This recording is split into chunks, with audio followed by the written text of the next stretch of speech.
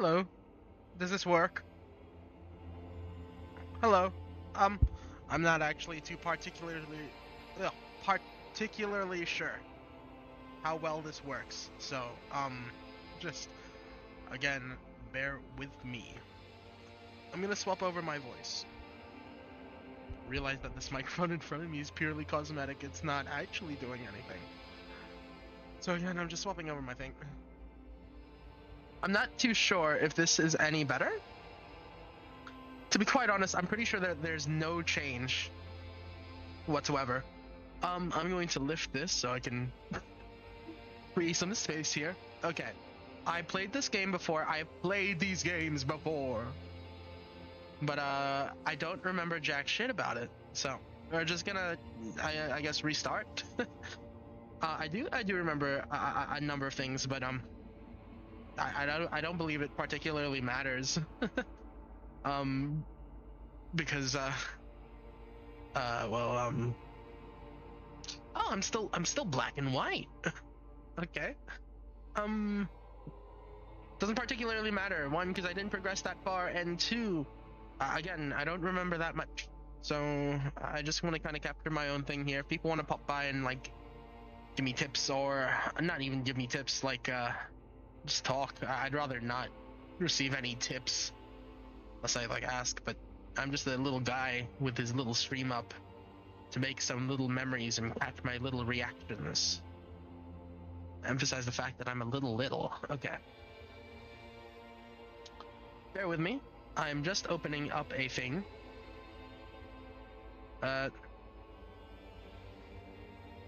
For my recreation. Alright, let's have a look here. Now, should I start it as a canvas or should I start it as an Excalibur drawing? Now, you know what's interesting? No, actually, that's not interesting because it wouldn't work. Unless it would. Let's give it a shot. Hang on, I've got something I want to try, so bear with me. I create a drawing. I update my Excalibur. And I set the background image to green. And I chroma key the shit out of this motherfucker. Pretty sure last time I did this, it should give me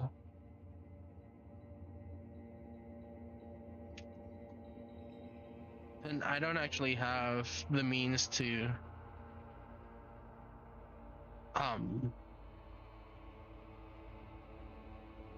use this utilize this in any like effective way. I don't actually have a tablet or anything, so there's no point in really doing this, so I'm gonna just try to see if it works regardless, and then I'll have to drive the layer up here. So I wish it worked.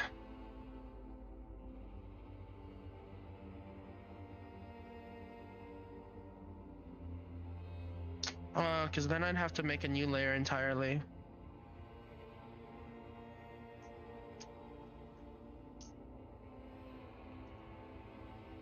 I'll just call it chroma display. Oh, you know what? I wish I could set keybinds. I'm pretty sure you should be able to, but I'm not too familiar in how to use this thing. Maybe I should have done this, maybe I should have done this a little later, or when I actually had something up. Sorry about that. Can I keybind this? I probably could, but I just don't know how. Oh, you know what? You could keybind. I'm pretty sure you might be able to keybind scenes, which would make a lot more sense because keybinding a BRB screen and whatnot. Okay. Well, give me a second. Let's see if this chroma display, which is meant to be chromaing this, if I pull this up and I remove this sidebar,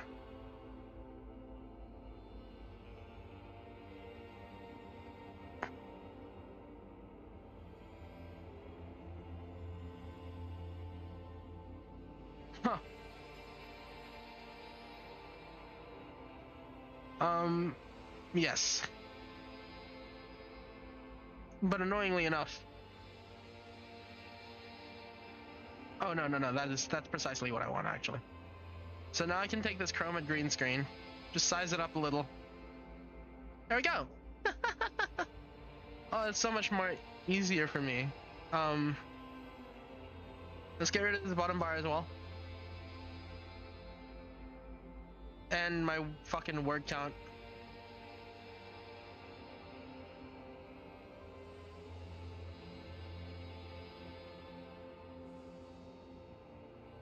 So let's continue. So that should just show like the blank screen, yeah?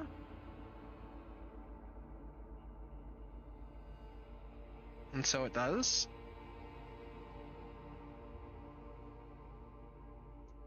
Yeah, that's fine.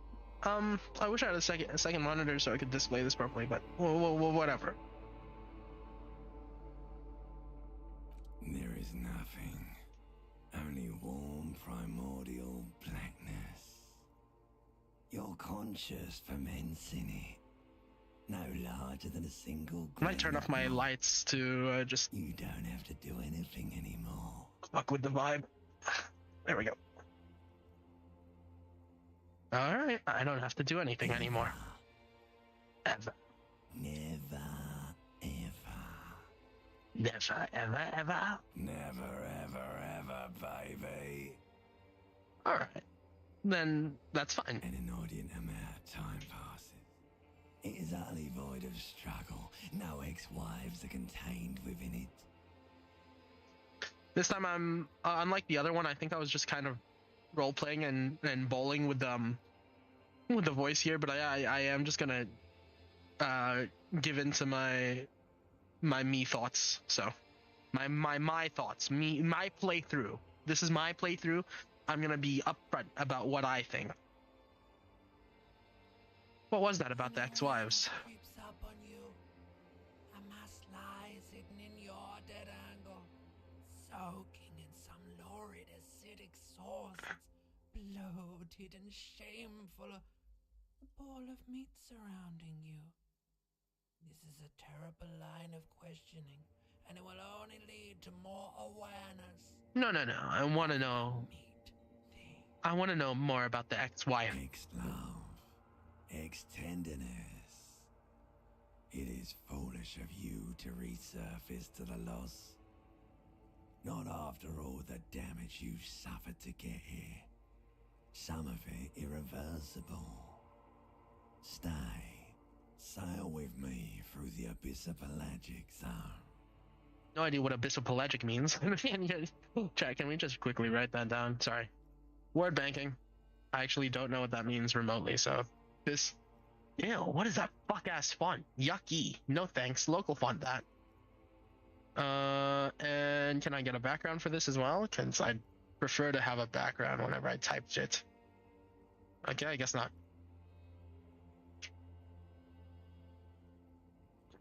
Abyssal pelagic? Not a word, man. Abyssal pelagic. Abyssopelagic. Oh, my bad. For God forbid. Abyssopelagic. Still not a word. Abyss. The fuck? ABYSSOPELAGIC.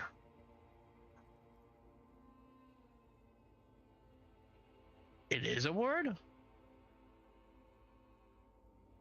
Abysso. Not abyssal. Abyssopel. Abyssopel. That's still not spelled right. It's a word. That's a fucking word, right? That's a word that's being recognized. That's so crazy. That is nuts, bro.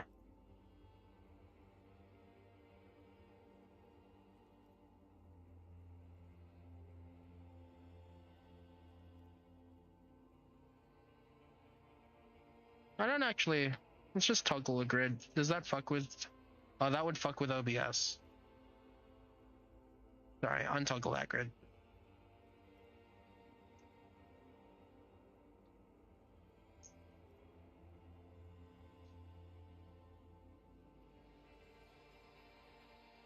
Oops. I don't know what that word is. It's just a note.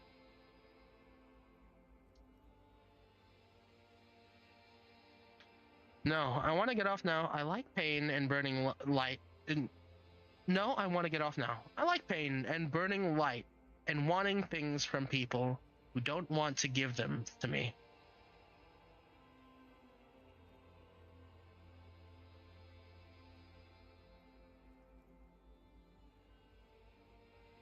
Do you really? I do. Yeah, let me off. You wouldn't like it if I told you what was back there. Why'd you think you had to bludgeon yourself into oblivion? Or did you not sense yourself marinating? Poured so much on yourself, got a bit carried away, did we, Chef? Lots of purple prose going on. Fear and apprehension. You should ask what's out there first. I did this to myself? Yes, your one disco mother. And tell me what's waiting for me. There's this giant ball there. And evil apes. And the evil apes are juking it out on the ball. You're one of them. It's basically all just evil apes juking it out on a giant ball. The music, thematic here. How small are the apes? Infinitesimally small. I feel pretty small. Let's have a look here. I just want to quickly check my VTuber guy is not talking when I talk. Not even a VTuber. It is just a little fella. A little fella not talk. I prefer him to talk. There we go. And how big is the ball? You can't even make out it's a ball when you're joking it out. It's that large. And this duking it out I keep hearing about. What's that? Vying for resources. It's just a stupid expression you picked up somewhere. I actually don't know the definition of The vying. representation you want to take home with you is this. You have to beat the other evil apes in the face. Or you lose. That's quite sad. Yes, it is. And you drowned in that sadness a long time ago. And how do you mean drown? You lost. Okay, I lost.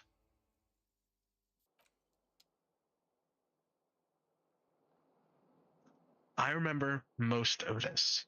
I failed some checks, I won some checks. I don't particularly care about losing that progress or resetting it.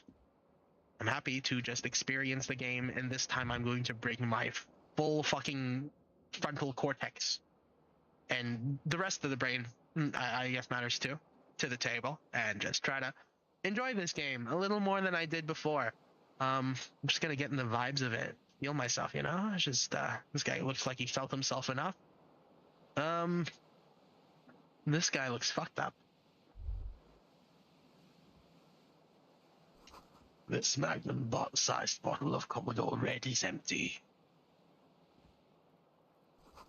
Looks like someone tore out the tape while the song was playing. I wish I had a better mic. This reel-to-reel tape player is still on, rolling empty. Fantastic. Now, I know that this is a very well-respected game. The community, from the little interactions I had with my last stream, were the two people there were very chill. They were cool as fuck. What was that little thing on the top left of my screen? What is this? Oh, it's a little pop-up menu. Cute. So, yeah, I should unbind my escape button. Here you can see his little disco Elysium. Like, put on some fucking pants, please. You hear a jingle. Keys are clinking in the pocket of your flare-cut pants. Alright. Search them out. It says, whirling in rags, on the aluminium key ring. There is a single key on the ring.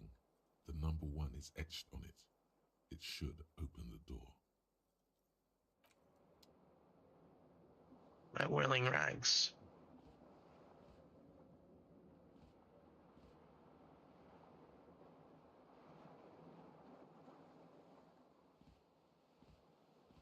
This fan has two chain pull switches.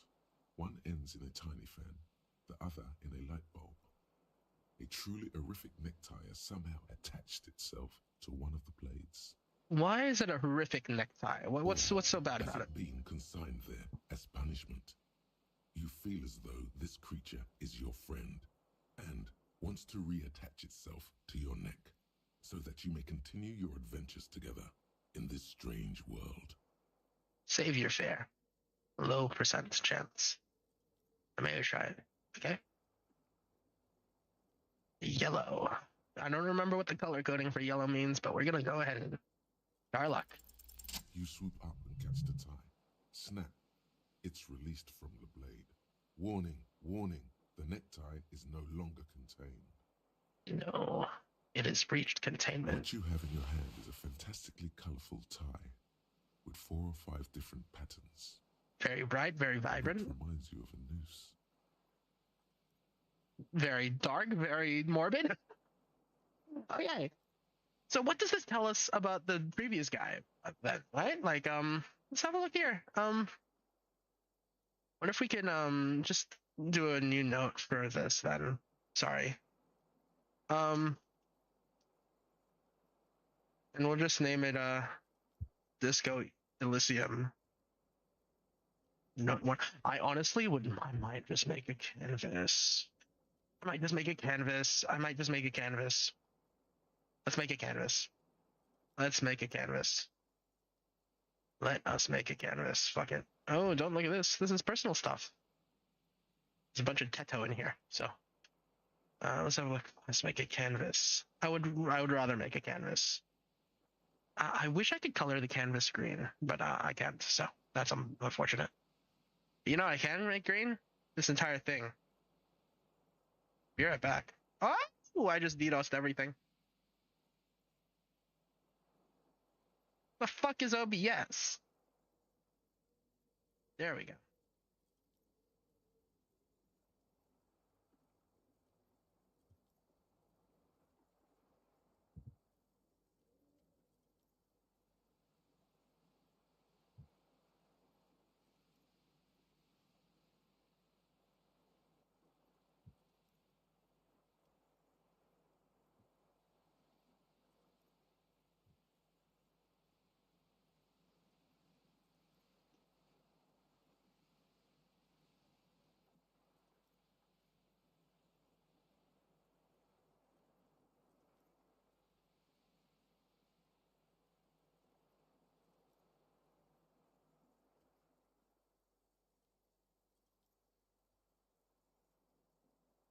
One with a super bright green, right? Kanako? Kakano? It isn't exactly strong green.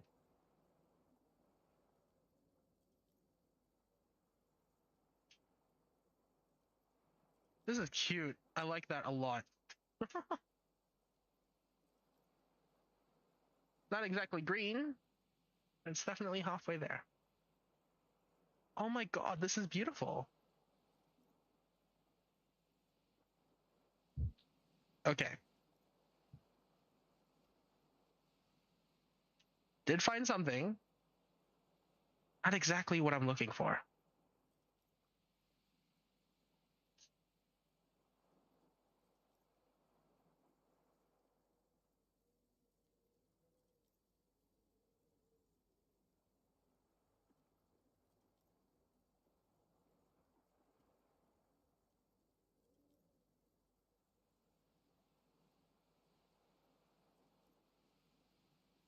Oops, above my PNG guy.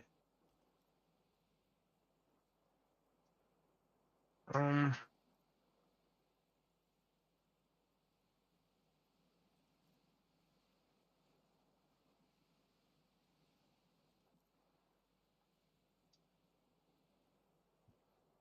have a look here. Let's see if we can make this filter work.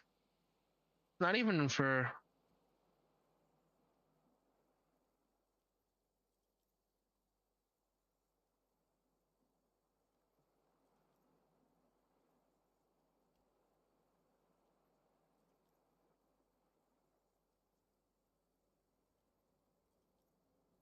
Can't I pick a screen color? Lovely.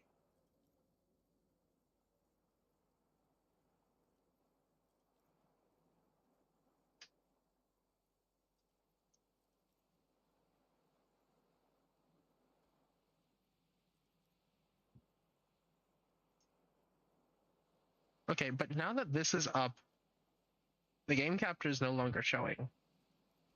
So should I make this a windowed screen?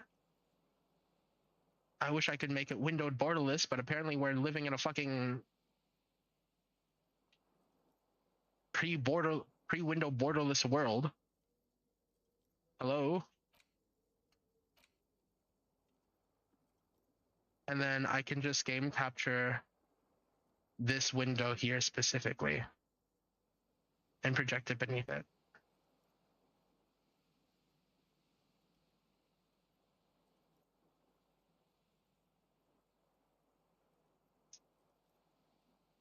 Oh, because this is now on top of that.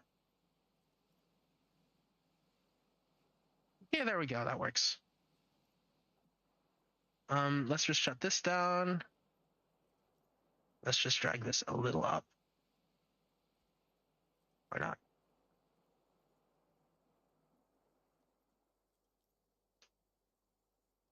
Sure.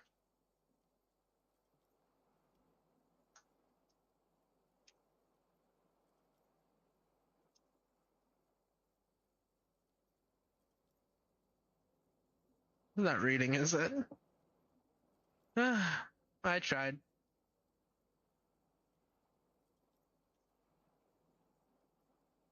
I don't think that's reading. Okay. Enough goofing around. I'm just gonna play the game. Actually, no, I'm not.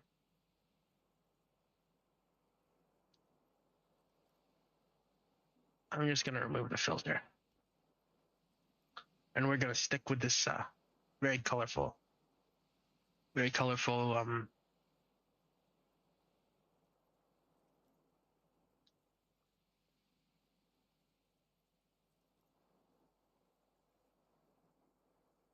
new canvas I found.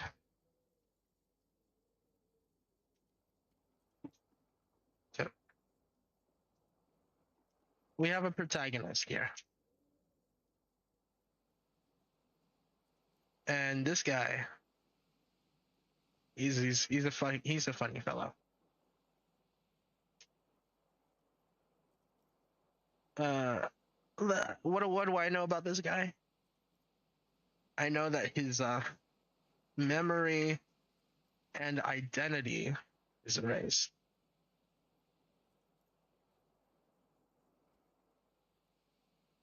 But he has a very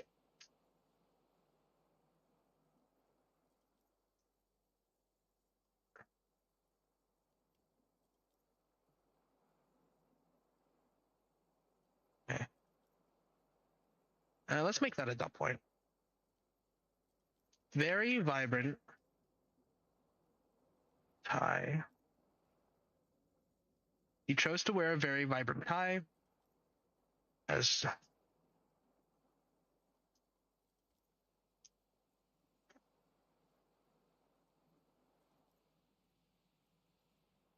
that's literally all we know about this guy.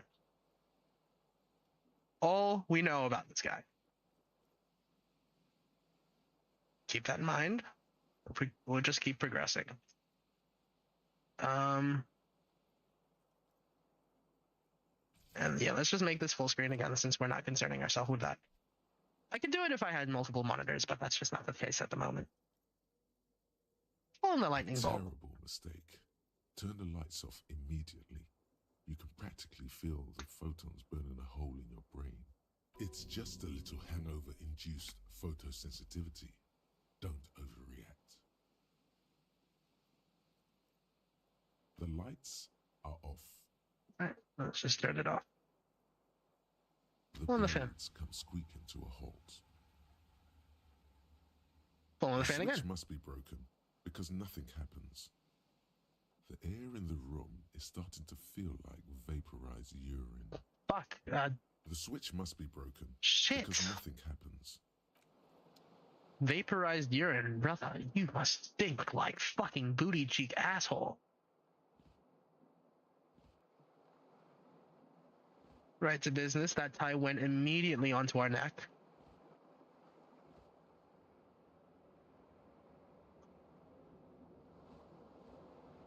Get our jacket. Disco ass blazer. Obsession with the word disco I see as well. The window stands broken in its frame. Cold wind blows in. The morning light hurts your eyes. It's hazy, but you see the ocean and some war-torn buildings. That's also something I remember. The city we're in.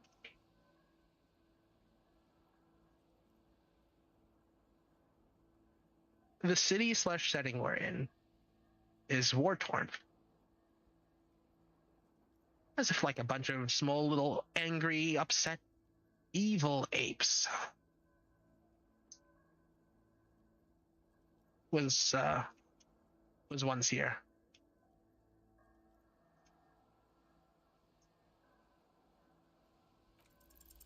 What do you mean, assess the damage?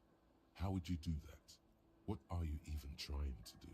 I don't know. I just saw a broken window and might have a look at it.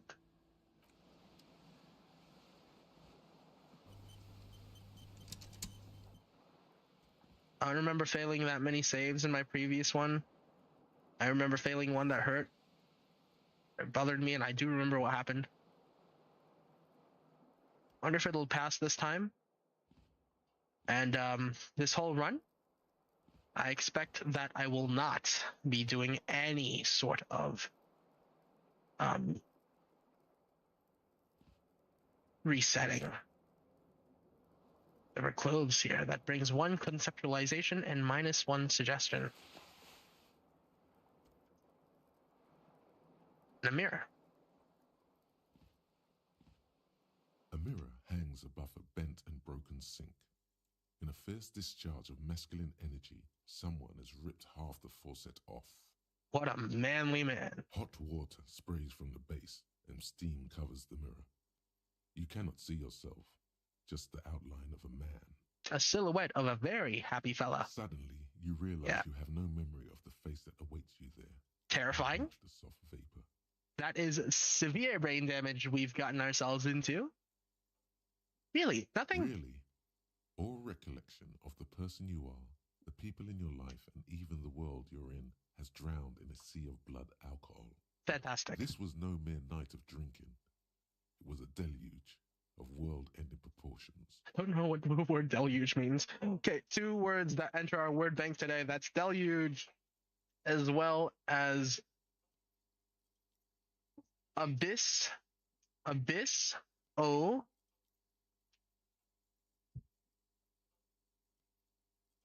Fuck. I want to say abyssal melody or some shit. I don't fucking know. I don't remember anything. This is just a temporary word bank. Ignore that. All recollection of the person you are. Yep. Can I swipe the mirror? I know it's under there. Reach your hand towards the surface of the mirror. Abort. You clearly have not thought this through. You won't like what you see there. Inland Empire. Overcome it.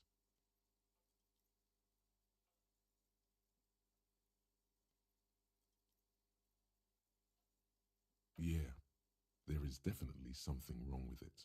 What's wrong? Where to even begin? There is the bloatedness, then the swollenness. It's like there's an upholstery of alcohol underneath your skin.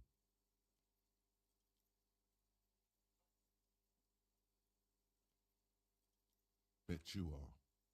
Your nose feels like a small balloon in the middle of your face. It hurts when you honk it. It doesn't appear to be a particularly tiny nose either. Not with all the drinks it's absorbed for you. Yeah. It's not. It's swollen and snail-like, wriggling between your fingers. Why would you be molesting your fucking tongue like that, man? I just want to maybe like place my thumb on it, just like the tip. I don't know. Why are we checking our tongue? Why is this a thing that we're doing? I don't want you to just like go to town on it. Just Okay, well, I'm no longer going to do this. I'm just gonna wipe the mirror now and get that beautiful mugshot. Yum. Man, yeah, that's a pretty red nose. Should probably lay off the drinks, my guy. Look at that crow's eye. So pretty. Art's so pretty. Art's so good. Look at it. Look at it. It's so pretty. You have no idea who this thing is, do you? Being very generous to ourselves.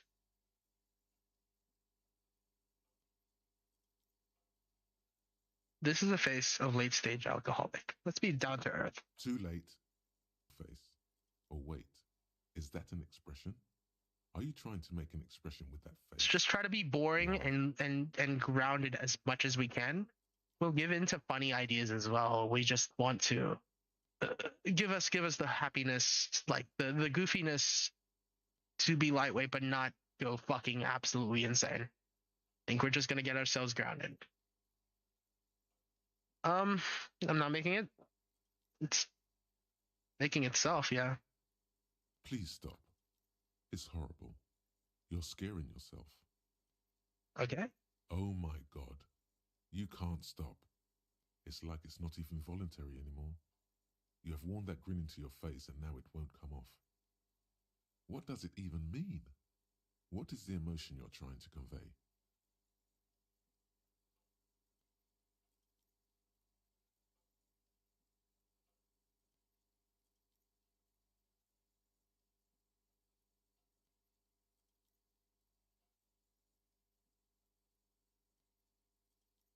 You are correct. And this thing, I actually got rewarded for that.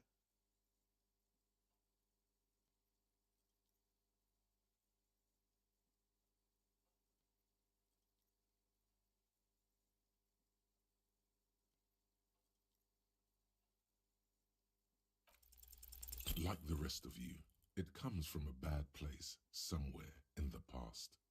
That's all you know for now.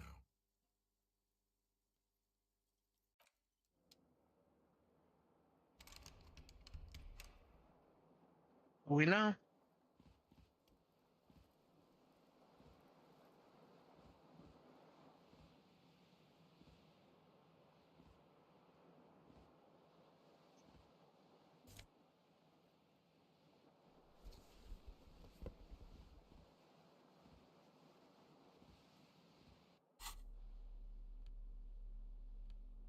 Question. Inland Empire. Psyche. Esprit de Corpse.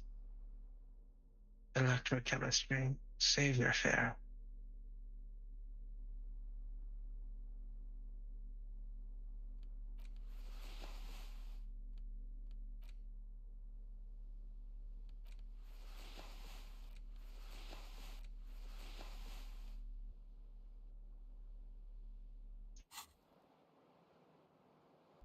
Let's just look at this really quick. I have health, I have morale.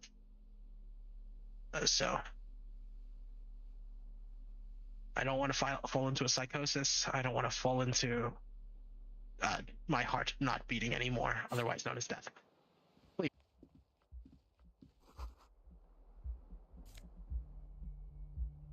Let's take it. Finders keepers type shit. Yeah, alright. 19 degrees centigrade. Clear. Must be other places like in this world. Smell of the sea makes you dizzy.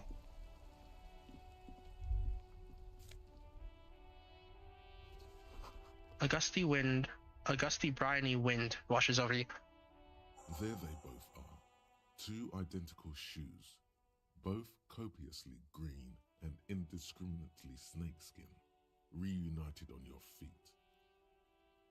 Good, they're balanced, comfy.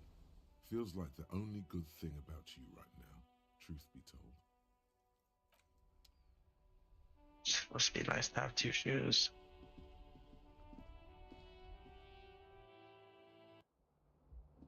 A colorful tie. I'm very hung up about it. It's not just colorful, it's very colorful. This necktie is adorned with a garnish pattern. It's disturbingly vivid. Somehow you feel as if it would be wrong to ever take it off. It's your only friend now.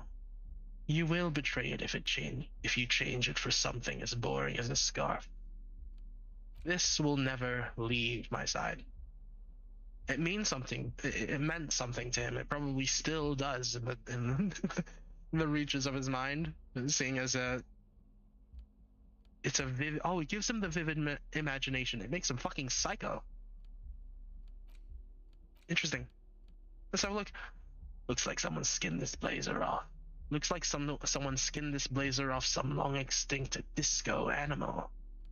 It has an enigmatic white rectangle on its back and the right sleeve. Oh, so it does. What the fuck is up with this guy? Like, it's got me scratching my head, you know? White satin shirt. Used to be fancy, now it doesn't really it used to really catch the light of the disco. I'm satin, you're right. It's not that's such a detail. It's not an office shirt. It's a party shirt. It's a party button up. It's meant to be worn at a disco. This guy used to be the life of the party. What happened to him? These golden brown trousers are flare cut. Normal bell-bottom trousers would be boot cut, but these are far from normal. They're someone's piss-soaked, cum-stained party pants. That's someone being me, I guess. Fantastic. That's this guy's a character, you know? Snakeskin boots. Everything about this detective is he's a mad dog, you know? He's got that dog in him. Somewhere in there, the dog's just been hit so heavy in the head by a gigantic metal bat, and also doused with alcohol, and died. They may have lost some of their green luster, or their luster over the years, but these green crocodile leather shoes fit you perfectly. They're very fancy. This guy is a very interesting character. What was the logos that was stitched onto here?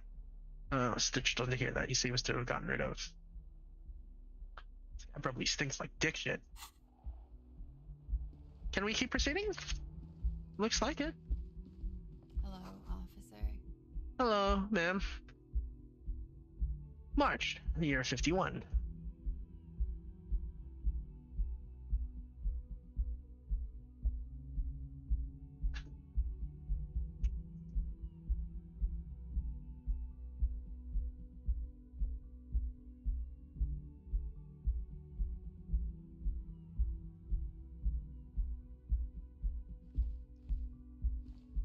Hello.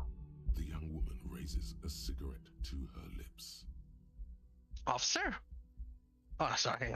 Officer, am I military personnel? No. She seems perplexed. There's only one. Oh, she's a disco dancer. How do I know that? You're a businessman. Disco dancer? How do I know? Orangie is a disco dancer.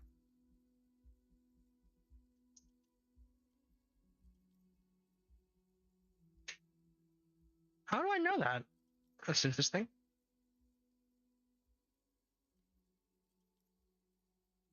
I have my little detective notebook that I pull up. And why'd you call me an Because officer? you're a police officer, sir. Okay. You're fucking shitting me. I'm not. Unless you've been shitting us all this time. All this You've been time? here for 3 days. On official police business, no less. And what business is that? Couldn't say. In truth, so far, mostly drinking. Jesus Christ. Yeah, this guy is a bit of a fucking incel. He's not a bit, I'd say a major incel. Why don't I remember being a cop or anything else? What in the right mind would let me become an officer of the law? Don't be so harsh on yourself. They let almost anyone be a police officer. A glib remark. Don't let it stand. Assert yourself. Of course I'll let it go. Retreat is not a winning tactic. Of course. Be careful, officer. They don't like the police around here. She looks back at you, a light glinting off her eyes. Goodbye.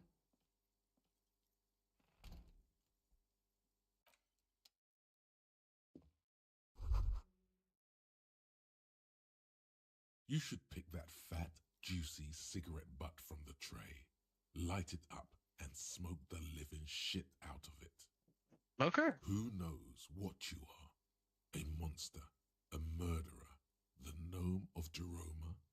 You feel like a smoker, especially when you look at that juicy, succulent, seductive cigarette stub, still smoldering deliciously. That's the growth of those. I can't smoke that. How very astute of you. This renders it ineffectual. You should look for a whole cigarette, or better yet, an entire pack. Strike that. A carton. Make sure they're all healthy and able-bodied. Then smoke them. The idea seems to make your neck expand. Suddenly, the garish tie feels very snug. Or you could not do that. No one is making you.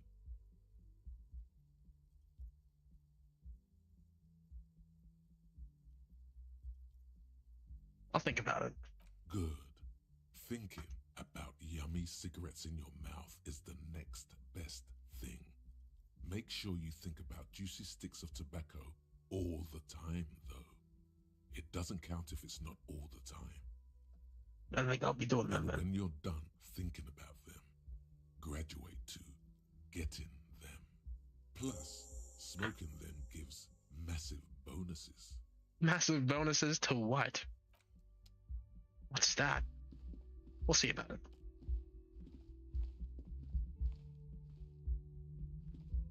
If it dulls my electrochemistry, I might go ahead and do it. This weekend edition of the satirical newspaper Trompe le Monde. Trompe le Monde.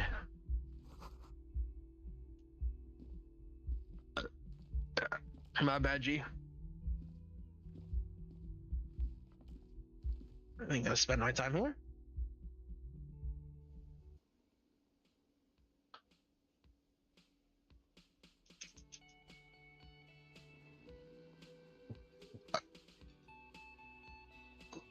Let's try to clear out everything first. What's this? Summer door closed for the winter. This is where the lyrics would be. This is a big old karaoke mic, just waiting for someone to sing into it. Fantastic. And what's that? The speaker's connected to the radio. The music is seasoned with static. You should totally sing karaoke here, the first chance you get. Your emotions need to be expressed. People need to know your vast, oceanic soul.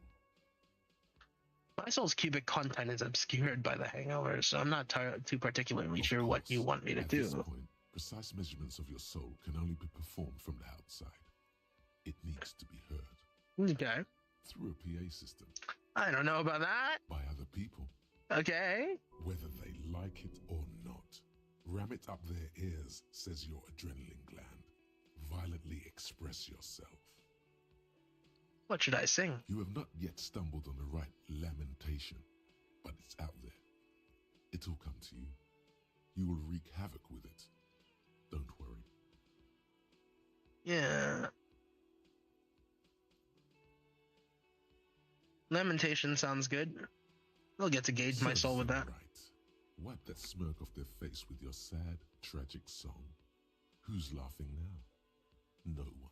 People need to know how sad I am. Yeah, that's Find correct. something catchy Absolutely. to sing first, though.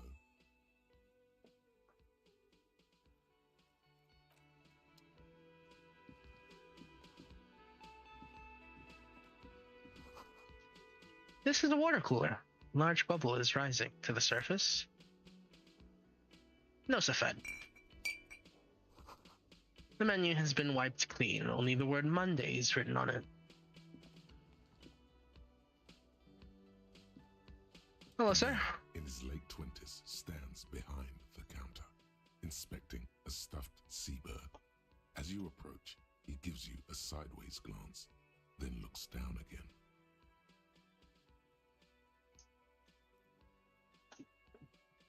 That was disdain in his eyes. Even now he's purposely ignoring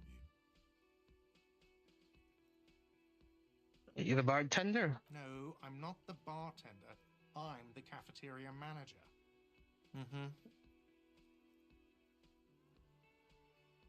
A competent work of taxidermy. The white and brown seabird lies among piles of coasters and drying mugs. One of its wings broken. The man is trying to mend it. Looks like the bird was ripped off the shield that was used to mount it, most likely on a wall. Something about it makes you feel bitter. Can I help you with that? Your buddy is over there. Why don't you go and talk to him, okay? What do you mean, my buddy? He pretends not to hear you, concentrating on the bird instead. It's something tells me you don't like me. Oh no, you're a hero. A real hero cop.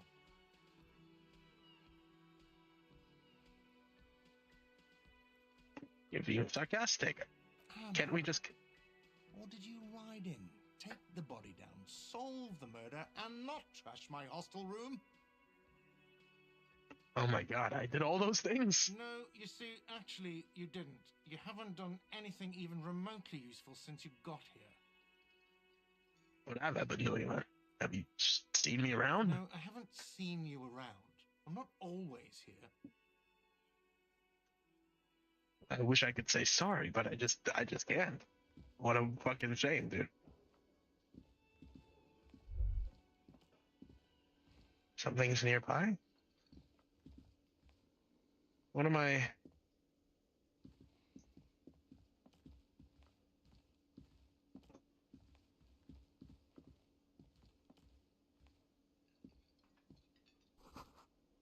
Doors bolted. A sign reads kitchen serves until 1. The soft purr of an electrical juicer comes from this. Someone's working. At least this guy has, like, perception. Mess hall reserved for union members. Doors open at 4 o'clock. Almost at 6. A bespectacled man in an orange bomber jacket is tapping his foot on the floor. Looks like he's waiting for someone. As you approach, he narrows his eyes and extends his hand in greeting. If an assault were launched on this building right now, if the windows came crashing down and the whole world descended upon you, this man would hurl himself in death's way to save you. You are sure of this, but why? What is he to me? He is your half-brother.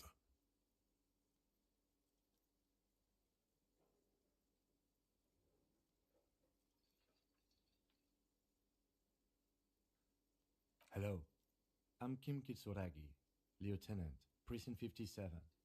You must be from the 41st. You realize he's waiting for your name. It's not the fact that I'm important or anything. He's just a good person. And you know that. Okay, cool. So the character knew Kitsuragi being a good person. That's all we know. This is your chance to come up with a really good name for yourself. Get creative. Conceptualize. I don't really know my name. Okay then. It looks like we had a little scheduling error on Sunday. Saturday too, actually. Have you had time to talk to the manager here? No, I haven't.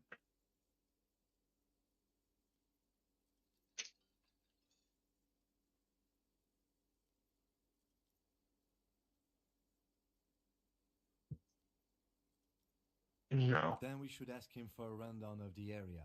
Get me up to speed. I understand the scene is out back, right? It also wouldn't hurt to assure him the police are finally here. In full force, I mean. Have you mapped out the initial interviews? I haven't. What interviews? At the 57th, we like to prepare an initial list of persons of interest, and then just skim the surface. Prepare the field, get to know the players. You don't do that? Maybe it's not an inter-district practice. I hate how well his like colleague talk is.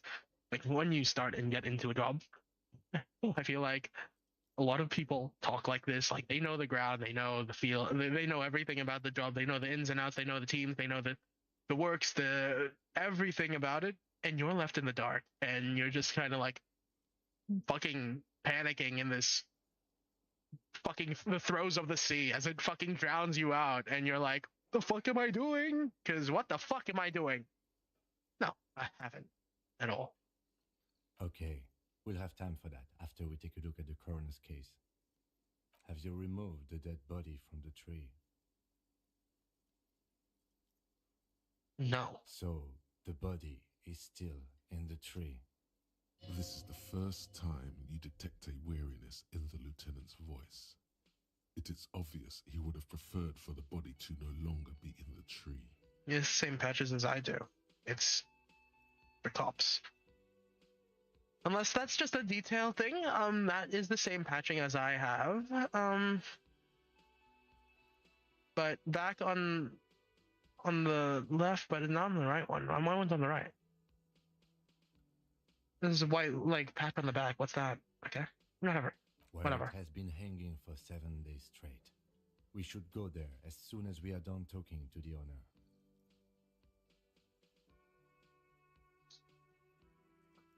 Well, how can you be so sure that I'm from the police? I was sent here to meet a detective from Precinct 41. You have the insignia of the Citizens Militia on your sleeve and on your back. Okay. It's a fucking white square, man. I don't really fucking think that's a symbol for anything. If anything, it's like a white box. Someone could have had a geometric cum stain on me. I wouldn't think I'm a part of the police. I suppose you could be impersonating him. You could have gotten the insignia from the black market or forged it. It's not hard to forge. Set those possibilities aside. Yes, you said this insignia, these white rectangles, you mean? It's a fucking... But they're just white rectangles. They're not just white rectangles. They bear a halogen watermark with the letters RCM and a pattern resembling the street grid of Revachol West. It's a bit much. I don't know. I mean, materially, like, I suppose it's harder to forge it. It's a bit like a barcode. But, like, it's a bit... why? Why? I would ask you to step into the headlights of my motor carriage. But again, it's none of my concern. I just need you to do your job. You're very chill with me coming around and fucking around. I'm not gonna lie. You're very forgiving. That's great for you, Kitsuragi. I don't know what the fuck's happening, dude. You mean you don't have a badge? I don't have a badge. It wasn't on me when I woke up. Your identification card is a serious matter. That's great. Has a shortwave. I'd love to show concern, but I just don't know it. I would advise you to locate it as quickly as possible. But getting the body down should still take precedence. I can't remember anything. I can see you drank last night and the night before, and that you are still drunk now. But I have seen officers go through worse. Much worse. That is concerning, and I could imagine that you've had a lot of colorful colleagues in the past. What the fuck? What do you mean that's not the worst? This is not bad for you? Fucking lobotomized drunkenness is not the worst? If you need something for your headache, there is a general store nearby. But as I said, the dead body should be our #1 concern. I do remember the processes I have to follow. A painkiller would be good about now. This thing is pulsating with discomfort. The best cure for a headache is, of course, morphine. They won't have that, so cigarettes will have to do. That's another reason I should get the cigarettes then.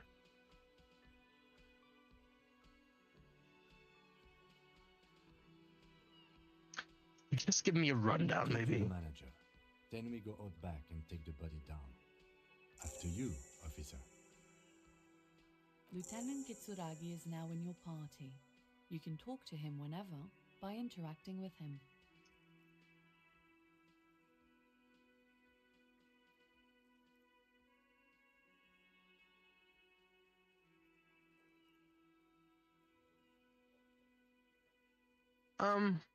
Very sorry about all of that. Let's go ahead and fix this up.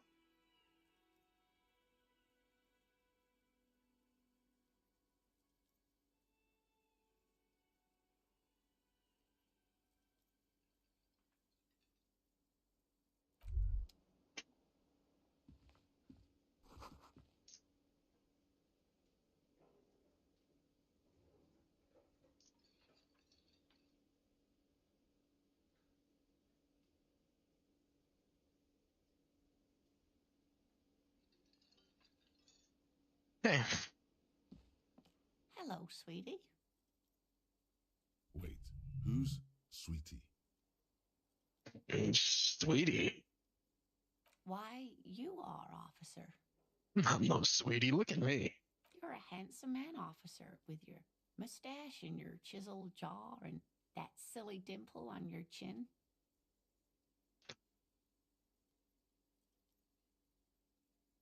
He's very sensitive about his dimple.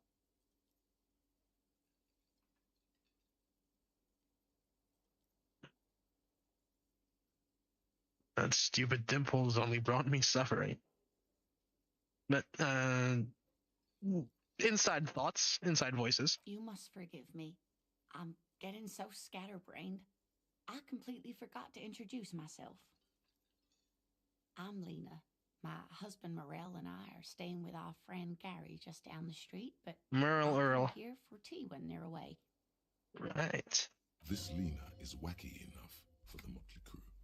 Hire her on the spot. I don't know if you've noticed, but I don't know where I am, or where I'm going, or what I'm doing. Yes, officer. You look rather dazed. Like a stunned fox. But surely things can't be that bad. Oh, lady. She won't judge you, Things are pretty no matter bad. what you say. I drank so hard, I forgot literally everything. Oh my. You know where we are, right? The Whirling and Rags cafeteria? It was on my keys. That's right. And where is the Whirling and Rags cafeteria itself located? See, I have no idea. In the city of Revachol, dear. Revachol. We're in Revachol.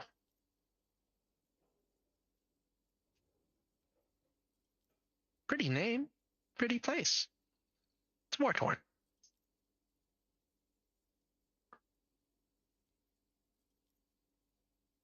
Honestly, I don't know diddly squat about Revachol. What kind of place is this? How would I even begin to tell you? Revachol is the most beautiful city in the world. We're fortunate to be here, you and I. I haven't seen very many other cities personally, but everyone says so. Revachol is a rare jewel. This city used to rule the world, though it has seen better days. I remember that ticked me off as well.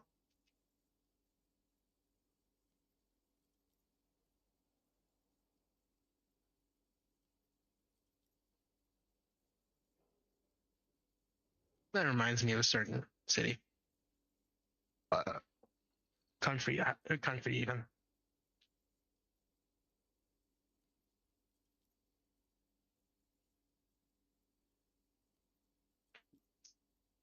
Right. Speaking of history, you know what year it is, yes? It's the spring of 51, March. That's right, dear. How splendid. Here, take this pen. Knowledge should always be rewarded. Thank you. Her relief is palpable. She was getting pretty worried about you there, but now she relaxes her shoulders. I can tell that this is taxing for you, so I'll just ask one more question. What regime are we living under? What mode of government? I'd like to think we're living under the dictatorship of the proletariat, but something tells me it's not. Oh, sweetie. It's really not. I said that There last used time. to be people who thought that way. Other people who wanted those things, but they all went extinct. That's nice. Brilliant. Revachol Fantastic. is a zone of control led by an alliance of foreign powers called the Coalition. We have almost no government of our own, and certainly no dictatorship of the proletariat. We're outgunned, outmanned, outnumbered, outplanned. We're a puppet. Brilliant. I don't even know what to say. I'm so disappointed. It is quite disappointing, yes. A lot of people would like some form of representation. There's talk, but for now, the RCM is all we've got.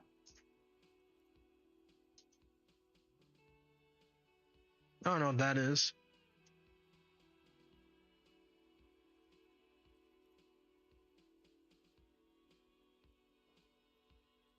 If there's no government, then how come there are cops? Oh dear.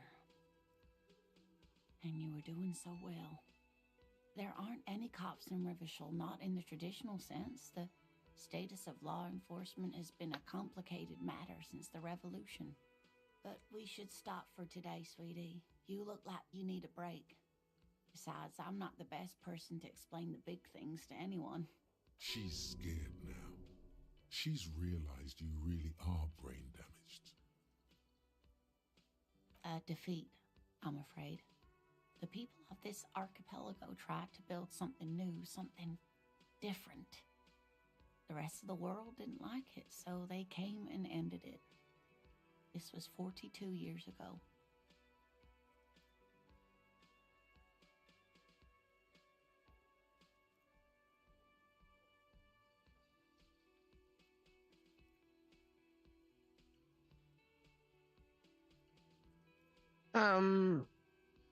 Taking my time.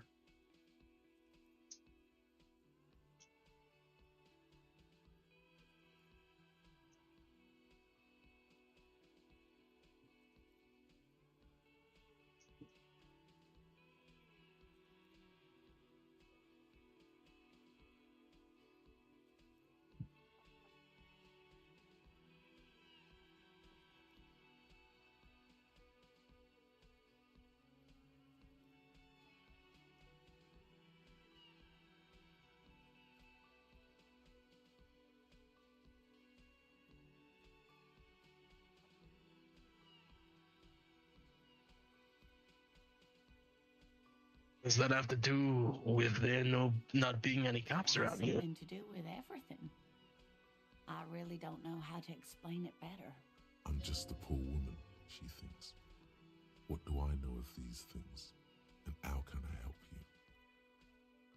So, how'd I do? You were doing quite well up until the end there. It does look like you're having trouble remembering things. History and places. Remembering reality in a word. It's very odd. A sigh. The lieutenant buries his nose in his notebook. But maybe a fresh set of eyes is what the world needs. And while I'm no doctor, such bouts of amnesia are often temporary, so I wouldn't worry too much. She means this sincerely. Worrying won't do you any good. Who could tell me more? Someone more educated in sweeping matters. Maybe you should ask. No, I'm not an encyclopedia. I won't be a guide either. I'm a detective. Of course. Then I don't know. Someone rich, maybe? Wealthy people are educated. Though I don't know where you would find a wealthy person in Martinez. Okay.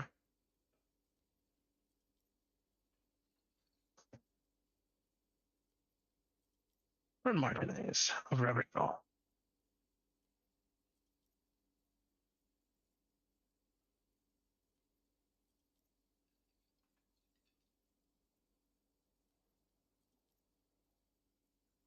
You seem to be in the chair. Yes, dear. I'm a paraplegic. What's a paraplegic? It means I can't use my legs. I was in an accident some years back, injured in the line of duty, as they say. Were you a mountaineer? Nothing so glamorous, dear. Though when I was young, I dreamt of planting the Revacholian flag on some figurative peak. What'd you do then? I was a training and development manager at a rapidly expanding mail order shoe company. That doesn't sound like it's worthy of back-breaking duties. You'd think it would be a safe job, but I had to be everywhere, and, well, once I happened to be under some faulty scaffolding. I was lucky. This was almost 20 years ago, and I was compensated exceptionally well. One can only dream of such payoffs nowadays.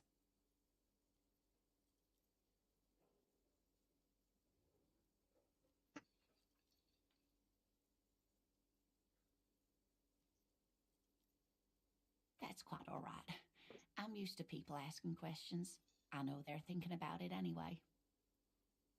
There is no Sorry. bitterness in her voice. She accepted the curiosity her condition inspires a long time ago. Of course, dear. Good luck with your case. Thank you, Lena, the cryptozoologist's wife. How'd you get relegated to someone else's wife? I haven't even met that fucking guy.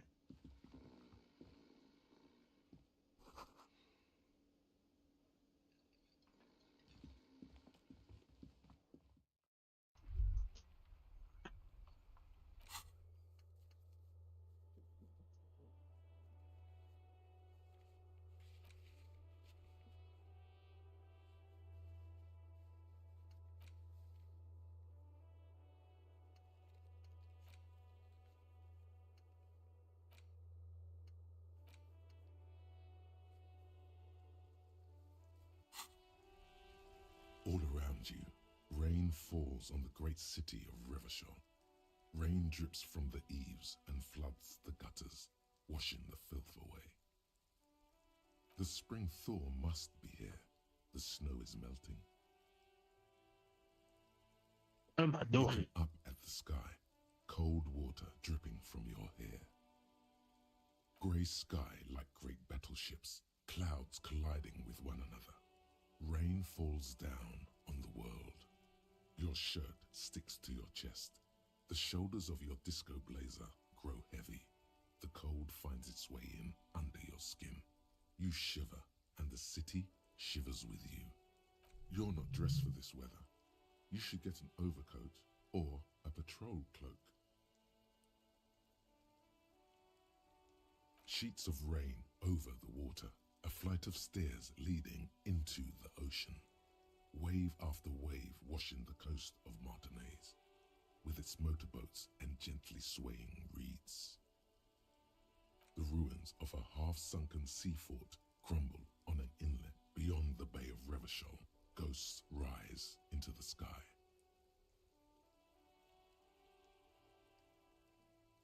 The skyscrapers of La Delta, the financial district. Faint golden light seeps from the office windows.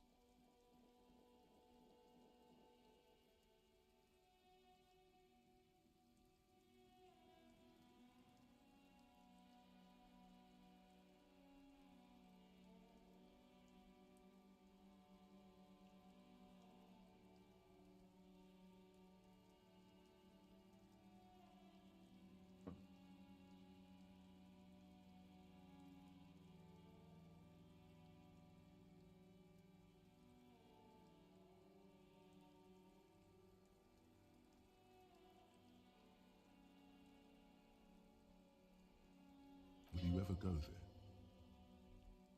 No, you are just one of the hundreds of thousands who watch them rise across the bay from Martinaise every day. Your hair is an oily mess flecked with ash from neighboring coal plants. Smokestacks rise somewhere in the distance.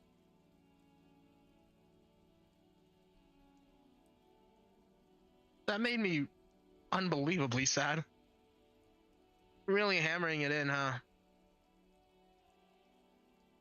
I don't know if I have the mental fortitude to play this game and have this crushing weight in my heart not be placed on the back burner.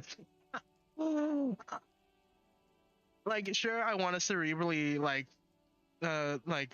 a cerebral, Jesus, speak, cerebrally challenging piece of media, but I also just want to not be, like, rubbed in the face by the stinky nutsack that is humanity's deeds. There's a fleet on the corner. I don't know what the fuck is.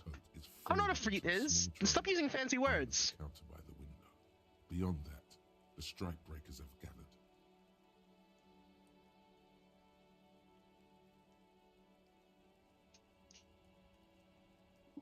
I don't know what a fleet is. Still don't know what a fleet is.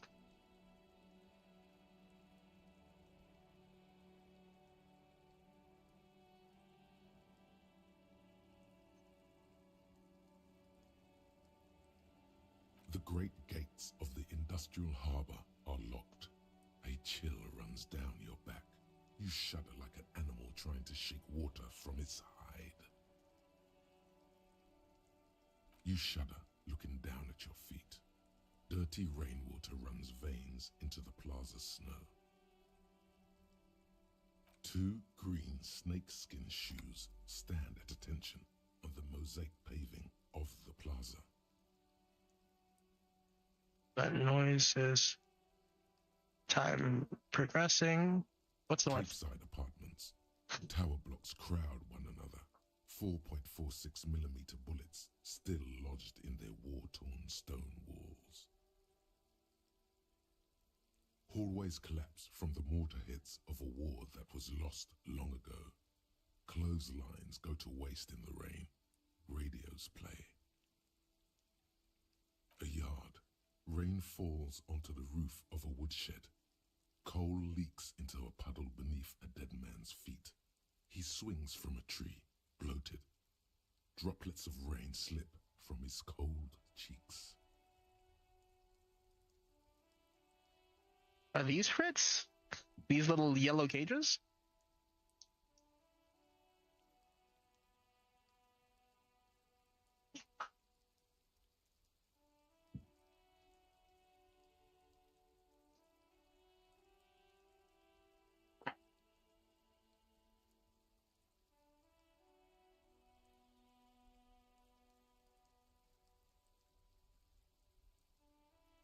Yuck.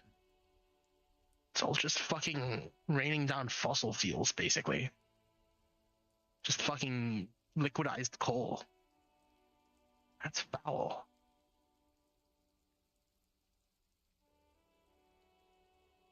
What's in the south? Traffic jam. Rain thrumming on the roofs of motor vehicles. Inside, drivers watch water streaming down their windshields. The statue of a king shudders. This is south, this is north. The canal bridge has been raised.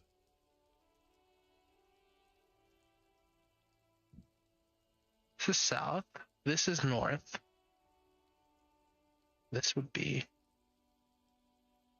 Fuck, I don't know. The road ascends. A raised motorway loops above the ghetto. Beneath its concrete columns, a sea of rooftops, woodwork, and tar stretches northward. Just a standard city? As far as the rain can fall. The snows melt in Jamrock. Jamrock.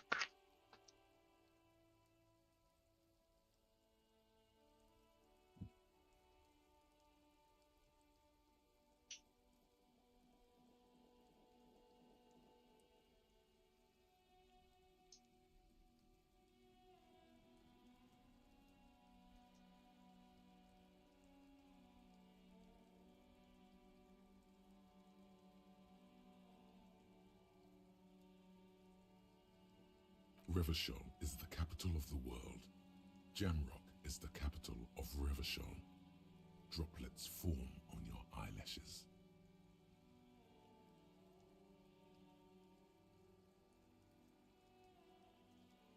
It's home.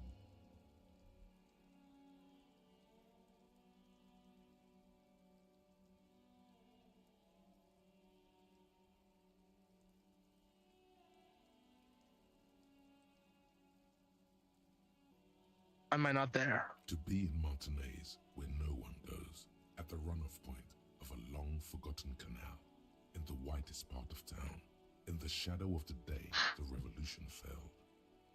What am I doing here? Standing in the rain, looking north, where Jamrock Rock City stretches inland. Where the hood at? In the rain-swept distance, Above the rooftops of Jamrock, a repurposed silk mill stands perched above the motorway exit. Precinct 41 hunches in the rain.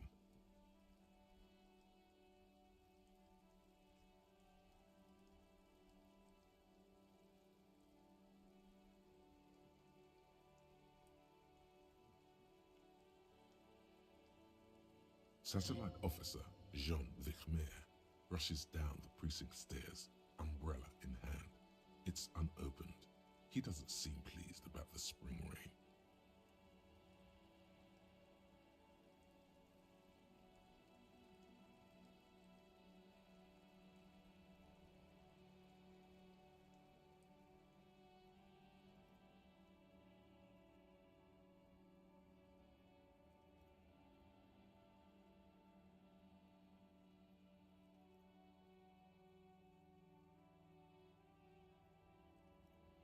Vic.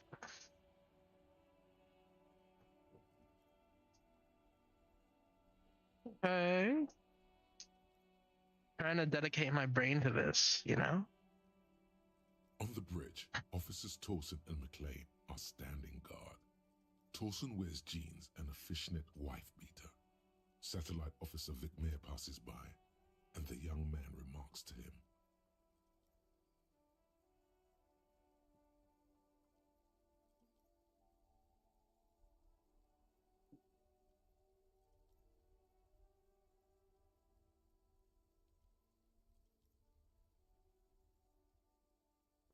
Where's your homo, homie?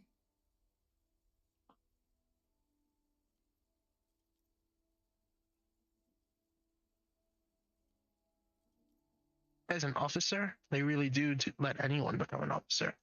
Even a fucking freak like me and him. Where's your homo, homie? What? It's not like that. They're what is called heterosexual life partners. They have a battle-tested relationship. A brother bond, if you will. He's an officer too. Oh my god, they're ICE agents. Huh? Yeah. Not really. Yeah, sort of actually. They're basically mercs. Heterosexual life partners. Funny apery. Male-centric workplace humor. Have you seen him?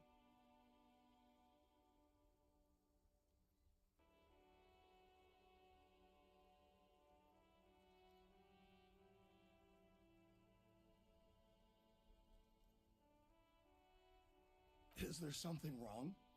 No, nothing. It's just... Judy went to his place and found the Monday mail unopened. I think he's still there. You didn't, drink with him over the weekend, did you?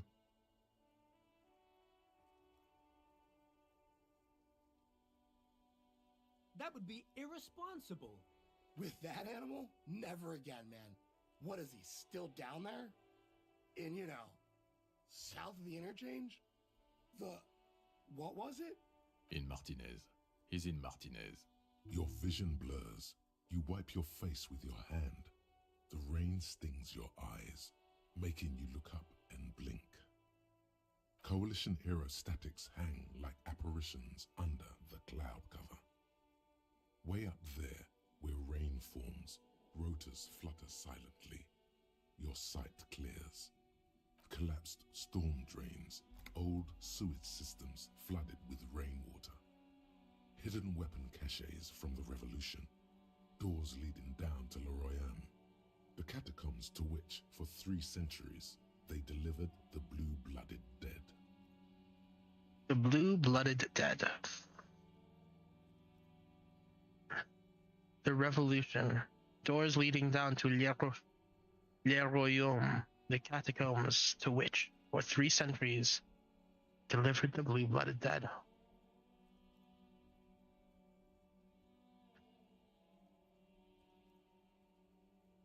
French. This rain will not let up anytime soon. You should get a raincoat. There's a freight to the east. They sell them there. Freight.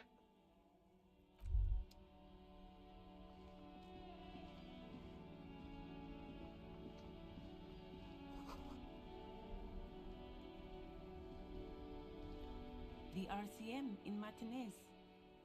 What can I help you with? We're the RCM. You sound surprised. I don't see a lot of police around here. That's all. I have some questions for you. What can I help you with? Who are you? Me? Just a gardener. Good to meet just the gardener. Another question then. I am pleased to meet you too, officer. Of course. Where to? I'm looking for a dead body. Oh, that's right there, in the yard. She's relieved someone has come for it, finally. No problem. Of course. Her gloves. You get the feeling that you need them. You have a dead body to deal with after all. Sure, keep them. I have another pair. Thank you. It's actually very nice of you.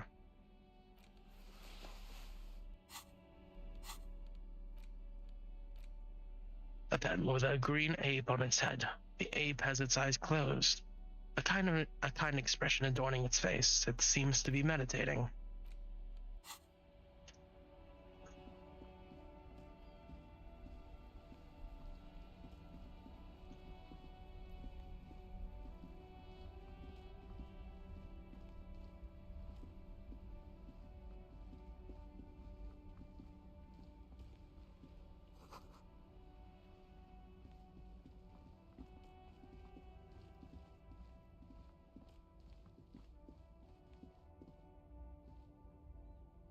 You see a Samaran street vendor surrounded by a motley assemblage of goods.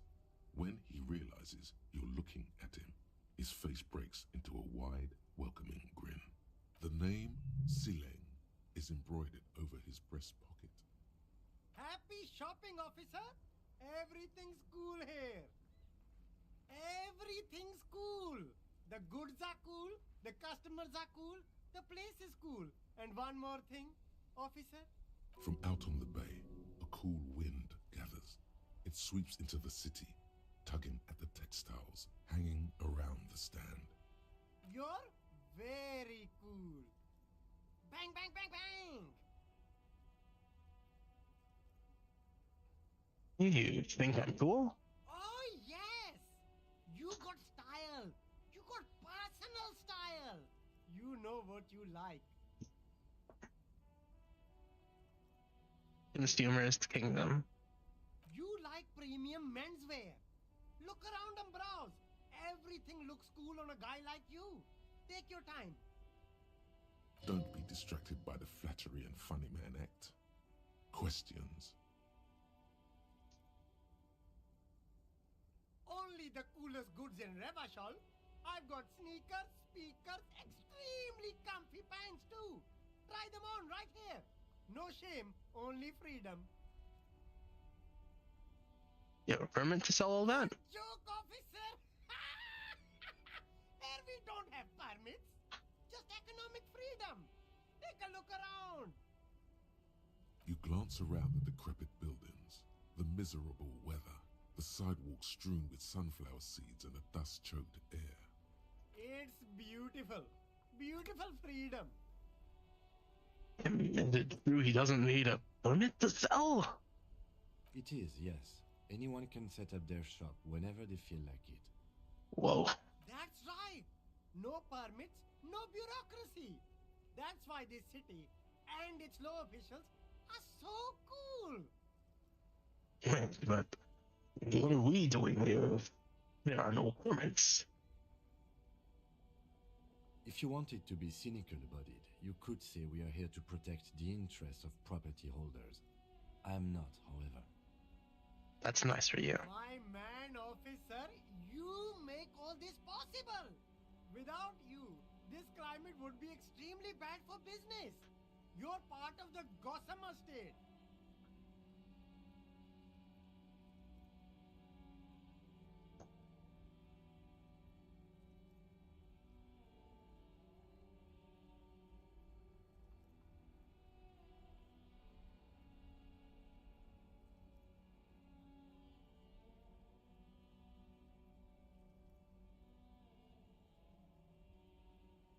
Cool guys protect businessmen while everyone else lives in the ruins? Think of cooler things. Yeah, cool ruins. I get to sell quality goods like these by cutting out the middlemen. You don't have to rebuild your house, live in a crater, or in a tree. Where can you do that? Only here. Anything for you.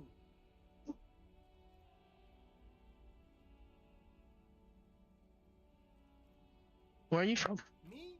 It's a boring story, officer. Who cares about the past? I'm all business now. All revolution. Alright. Very cool. I like your style, officer.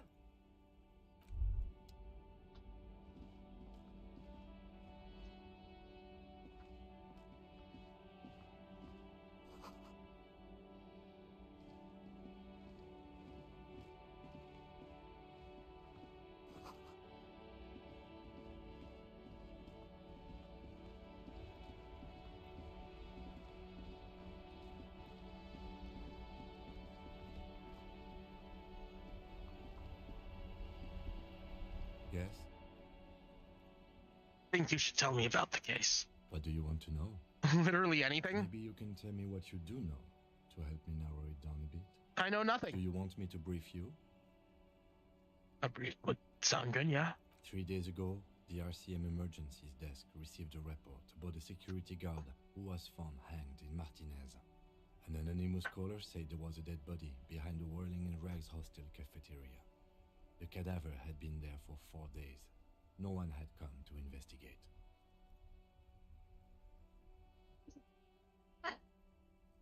Should I write any of this down?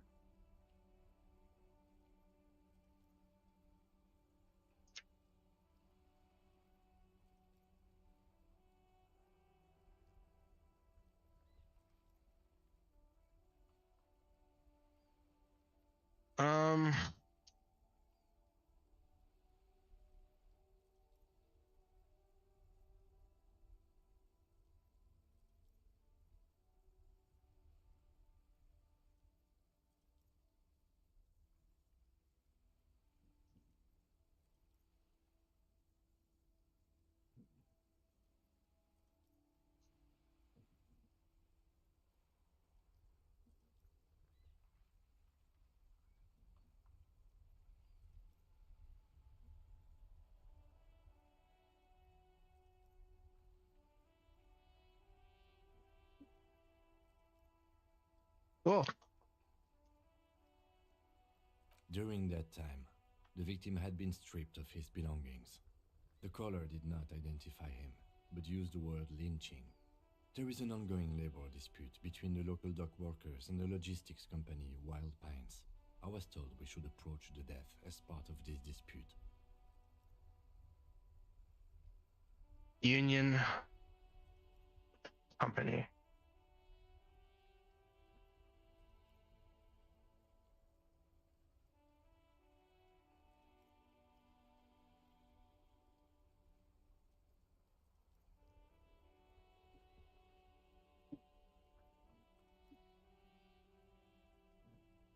Does the briefing say? Security guard or worker of some sort hired by Wild Pines. This was just hearsay from Martinez, of course. We need to find him or her is one of our tasks here. For now, all we know is that the tone was muffled using a device of some sort. The desk could identify neither the caller's age nor sex. There's a strong prejudice against involving the RCM in what's seen as union matters. The dock workers union is the de facto police in Martinez. Now it appears they've started executing too. We cannot allow that.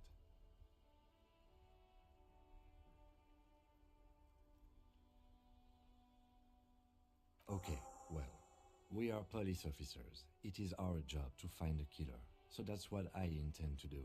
You should try it too.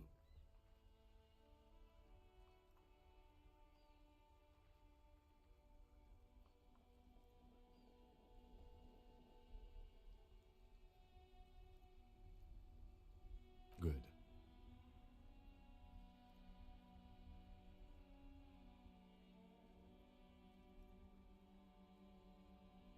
No response. He just arches his brow.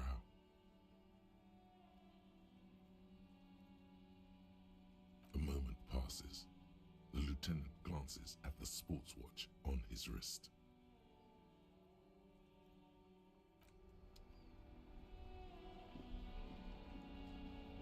Before you stands a motor carriage. The bodywork is covered in blue and white livery, bearing the number 57. Vapor emanates from the large engine on the back of the vehicle. It hasn't had time to cool off yet. In the cabin, you are welcomed by a set of steering levers, a radio microphone on a hook, a pull-out toolbox under the seat, and the soft glow of the fuel preheater gauge. This is the Caprice Kinema, my motor carriage. You can use the toolbox and the radio if you'd like. Motor carriage, motor carriage. Something bad with a motor carriage. A dark lump rises in your throat.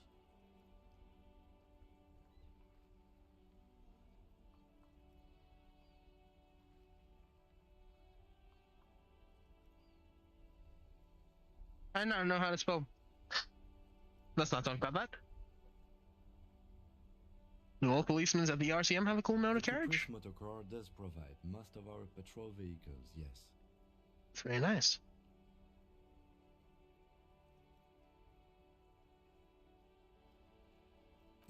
Nothing. It's probably nothing. Forget I brought it up. Please proceed with the carefree lollygagging. Okay. In the cabin, you see a set of steering levers, a radio on a hook, a pull-out toolbox, and the soft glow of the fuel preheater gauge. The frequency tableau lights up, and a green button labeled Prime Line glows like a feline eye. And then you hear something. The soft purr of electrical kittens, radio waves cast far and wide over the metropolis. A woman's voice greets you through the static. This is Precinct 57. Hello, Lieutenant. How may I assist you? Hello, Alice. Please assist our colleague from the 41st Precinct here. I'm putting him on.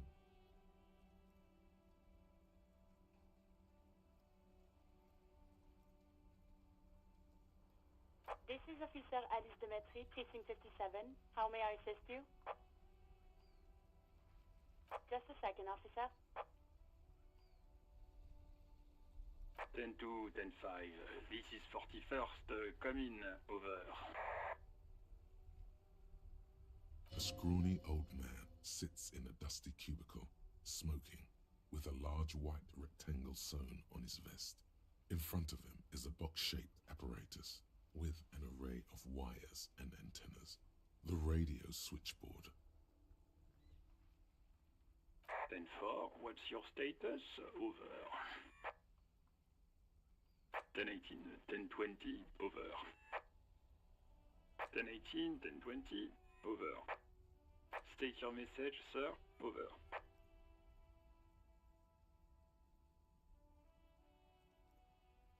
10-9, repeat message. Over. 10-4, message received. This is a very serious situation. I need to 10-22 the captain. Over. 10-22, the captain. This sounds bad. Bad and scary. Like being called to the headmaster's office in school. Is it him? What does he want? Oh, hey man. Says he That's lost this guy. his badge and needs to report it. He what? He lost his badge? Who lost his badge? Dick fucking Mullen. Who do you think? It's Officer Dick Mullen from the bestseller Dick Mullen and the Lost Identity. Dick Mullen is not your name. It's the name of a fictional detective who would not lose his badge. Defend yourself. Immediately. They're laughing at you.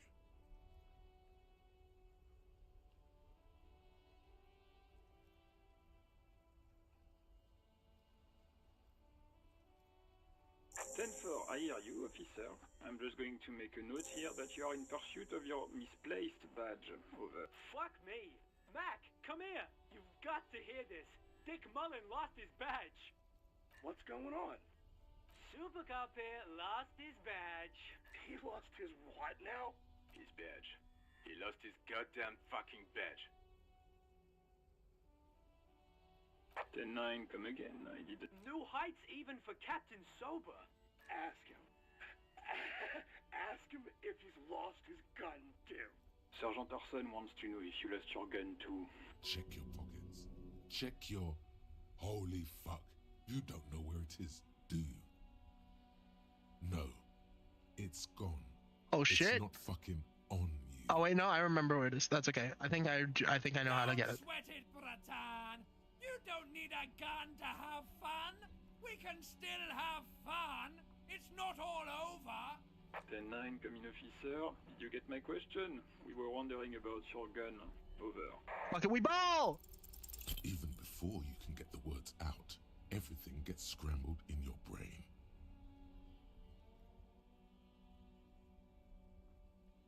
He says he didn't lose his gun. Or his fun, whatever that means. Ask him to describe it. His gun.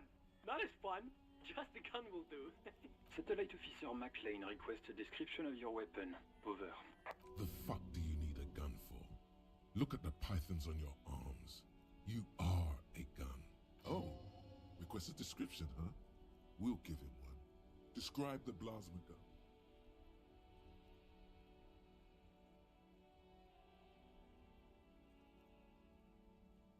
It's a single-shot kill A9. An armistice, to be precise. Says it's a kill 9mm Armistice? What, is he a fucking... Clearly he doesn't have his Villiers anymore. Dear God, he lost his gun? Oh my, I can't. This isn't really a laughing matter. Mac can face a giant of Coco Nur by himself, but Disco here made him piss his pants. Oh, I can't. Fuck. He lost his... Ask him if he still got his wiener. I'm not going to. Ask him. Sergeant Orson here is wondering if you are still in possession of your genitalia. Why do you cave to these guys, Jules? Now is a good time to say fuck and ass and so on. That'll make this all right. Yeah, fuck it, we ball. That's a negative. Not going to say that. Over. What's he saying? Share with the class. He said he sodomized your mother. I love the translation too. Rick ate Mama's vanilla waffles at the captain's birthday party. Some nerve he's got. This guy's funny as well. Sure vanilla waffles were the only thing he ate? Shut up, Chester. This isn't funny. This is my mom we're talking about. Yeah, he's funny. I like him. to apologize. Sergeant Orson requests that you apologize for the claims you made about his mother. He says he's sorry and didn't mean nothing by it. Okay. Oh, he's funny. Tell him to find his goddamn badge and gun. That's the only thing... Satellite Officer... 10-4, affirmative. Officer is in pursuit of his firearm. Oh, God, Officer, do you need further assistance? Over. That's okay. Roger that. 10-10. Over and out. 18 kilometers to the south, in the 41st Precinct's relay booth, a small crowd has gathered around Communication Officer Jules Oldboy Pidier. Jules Oldboy Pidier. The small room is filled with cigarette smoke, abuzz with laughter, when Officer Judith Minot enters. Her left arm is in bandages, and her hair trimmed short. What is going on here? Did something happen? What happened is my partner made contact. It's not good. He's lost his badge and his sidearm. He seemed confused, delirious even. Mac, the tall He's worried about him. is finger-fucking his fist, laughing hoarsely and apparently telling some dirty story to his partner, Chester McLean. That's a lot less funny and... Yeah, Mullen was fucked, alright. Sounded fucking drunk to me. Fantastic. Yeah, Mac's right. That was some gnarly shit there. Enough! None of this is funny. It's fucking sad. That's what it is. He's a cop. He's one of us, goddamn this. And he's partnered with him before. He's like upset that he's fallen apart. He's not even, he's like finding out your best friend has like dementia. Not your best friend, but I'll call it you knew. A mutual. A work colleague. I guess that's what I am with him, I guess. I don't know. I don't want to overestimate what their relationship was.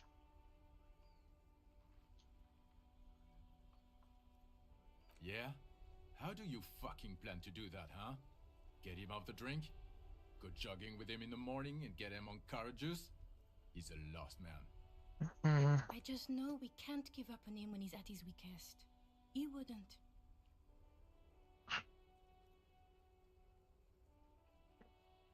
Mac, man the door. You know what he told me? I don't want to get better. I want to get worse. Those were his words. Man, I feel like I need a separate gameplay.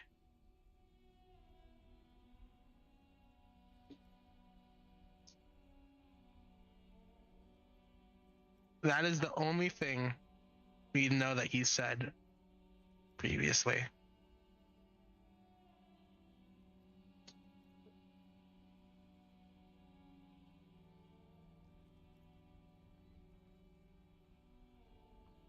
This shit does not leave this room. Not a word of this to the captain, or anyone else. We'll give him a couple of days to pull his shit together. I guess I can hold off the report for a few days. Good. Okay, everybody. I care about him so Nothing much. but a prank call here. We all got our laughs. Now get back to work. Precinct really cares about him.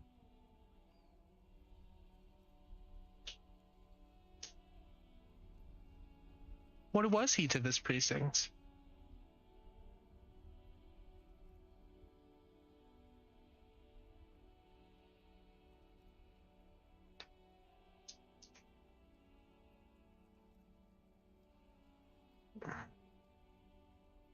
I don't know.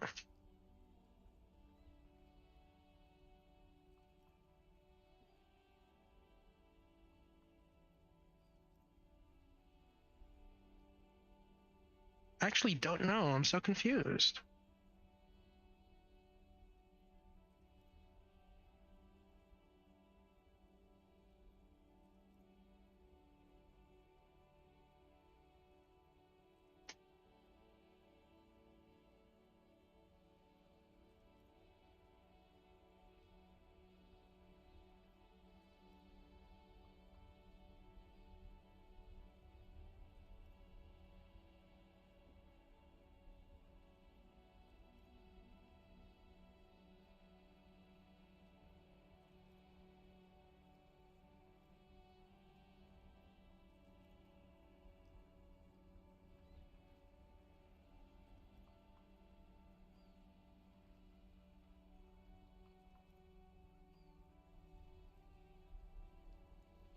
Oh, that's cute. Okay.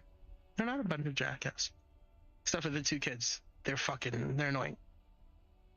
Far north, on the other side of the motorway, the officer quietly hunches with his hand in the motor garage.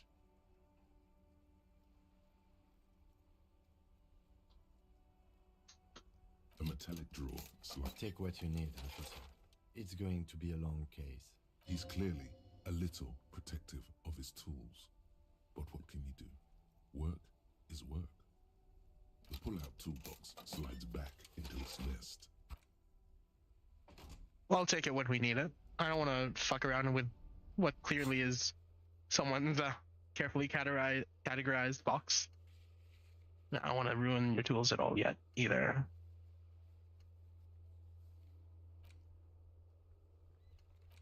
You've done a lot of fart-assing around, lots of staring at the sun, sky, and the environment, but I need to get myself grounded if I want to be efficient here. Look at the beautiful fucking decorations on the ground. This place is certainly something. These are bottles, so you could pick them up if you had a bag. That's also an important thing that I should be doing as soon as I can. Let's inspect the body. I do remember some kids being here.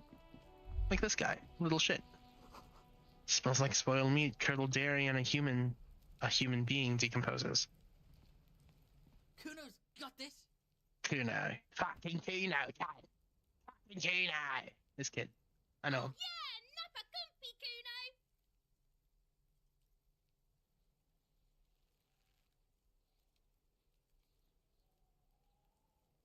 Can't talk, pig. Shit's coming up strong.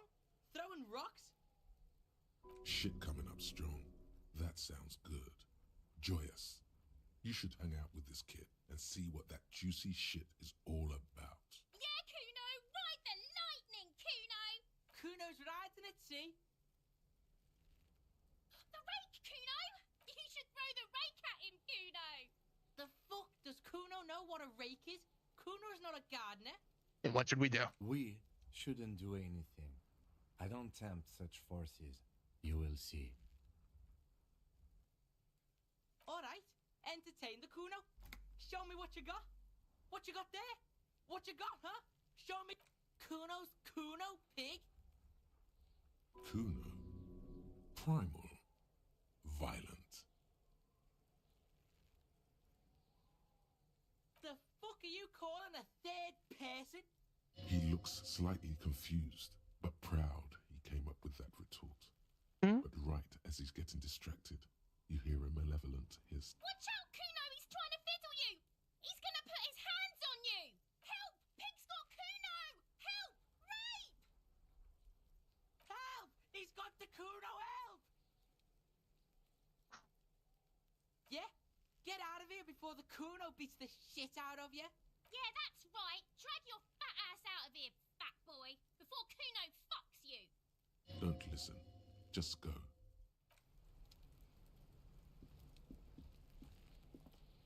The corpse looks at you with bulging white eyes. The face around them does not look human. It's swollen and ready to burst. His lips are fish-like and his tongue like a ball gag in his mouth.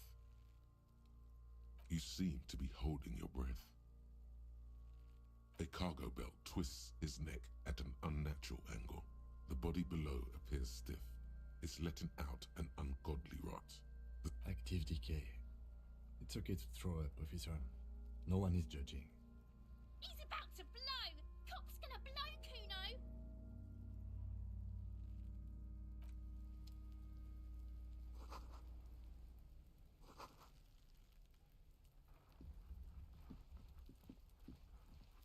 The gardener works here, right?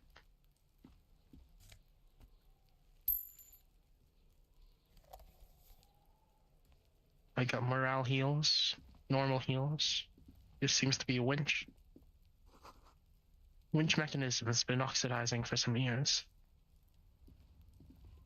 Wonder what this building was before it was the Whirling Rags. An inconspicuous pile of the roofing material, Eternite. Eternite. Why am I looking at this pile of roofing material? Because it's nice and orderly. Well-laid palette. Easy on the eyes. No, there's more to this. You get this strange feeling. What feeling? Hard to say. It's gone now. Feelings pass, you see. Especially the small ones. It's nothing. Someone just left some roofing material slanted against an old shack.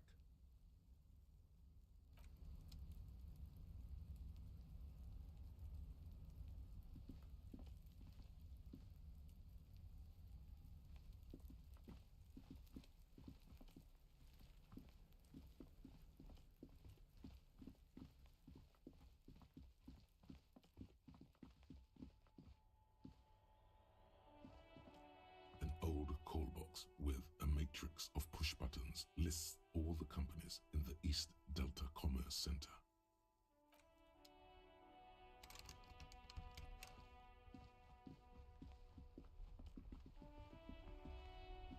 Get to business.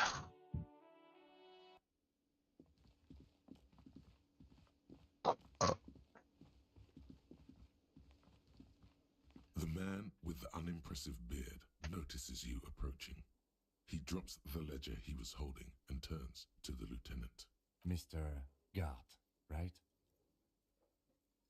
You run this place. Yes. I am Kim Kitsuragi from Precinct 57.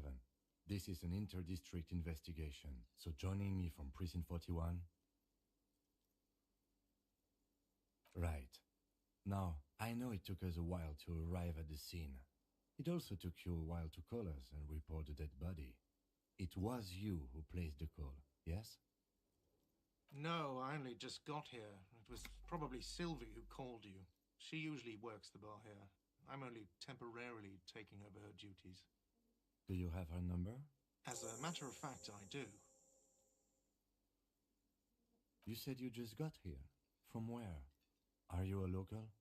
What, of Martinez? No, I live in Jamrock. I only sometimes come here to keep an eye on the place. This is just one of the many, many cafeterias I manage. But you still know your way around, yes? In case we need directions. Yes, I know where some things are, but as I said, I don't live here. I just used to work here. And I'm not going to start working here again, if that's what you think. I didn't imply that.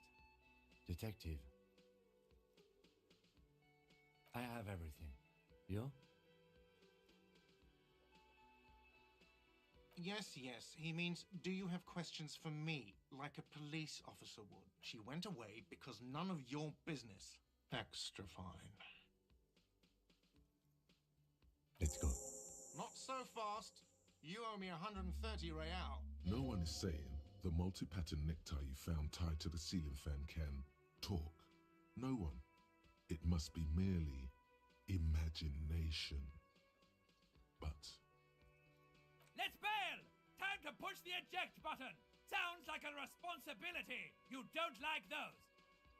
no, don't listen to him. It's madness. Just talk. Oh, excuse me. You owe me 130 real. The IIR, or Inter-Isolary Real, is the global reserve currency. Whatever part of the world you're in right now, it's safe to assume he means you owed him some money. Wow, you're a genius. Yes, that's right, money. You owe this establishment 130 real. Who does that clown think he is? Arrest him!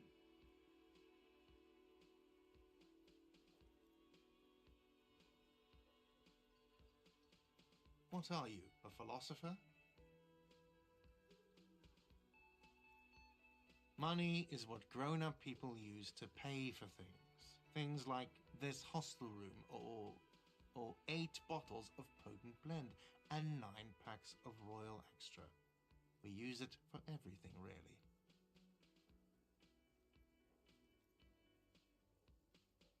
Yes, it is. No, you see, that's 40 cents. Cents are a form of currency 100 times smaller than the real.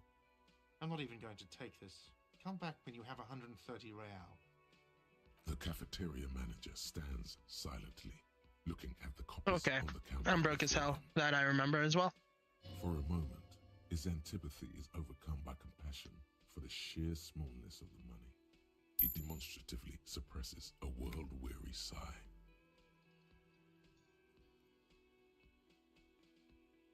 I'm sorry, but he has to pay.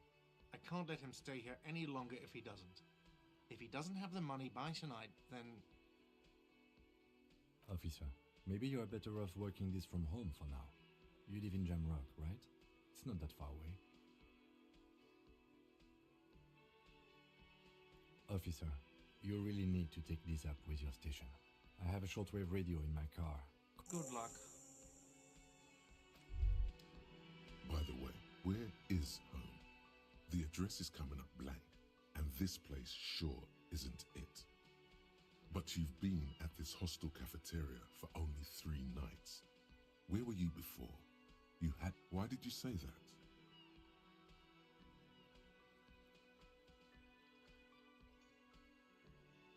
No.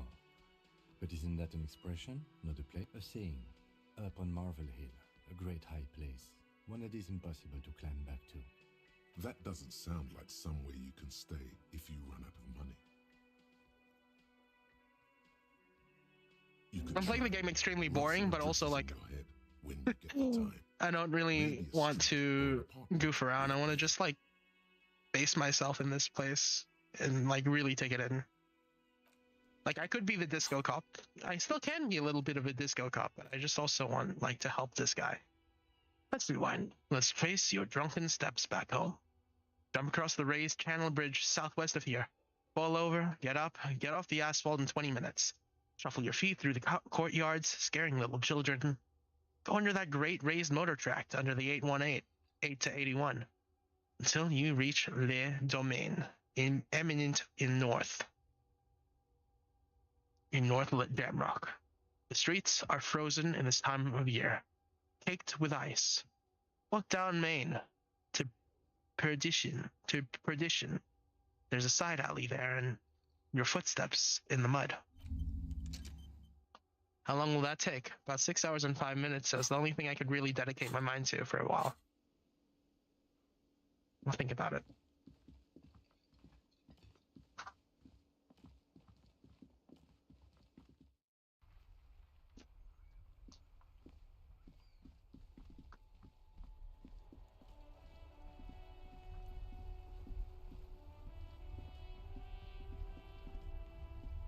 Inside, you see a set of steering levers, a radio microphone, a pull-out toolbox, and the soft glow of the fuel preheater gauge. This is Precinct 57. How may I assist you? Just a moment. 10-4, come in, officer. Over. Okay, 10-4, sir. I hear. Wait. Before you say anything stupid, think it through. Be smart about this.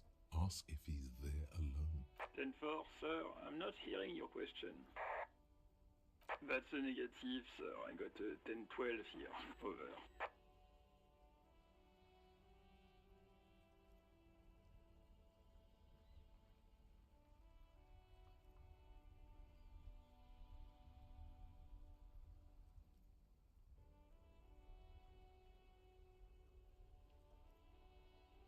Ten four. Your address? Hold up, Jules. He doesn't fucking know where he lives? Did I hear that right? Seems like it, sir. No, fuck him. Don't tell him anything. You understand? He's been hellbound for the gutter. Let him have it. Sorry, sir. Anything more I can do for you? Over.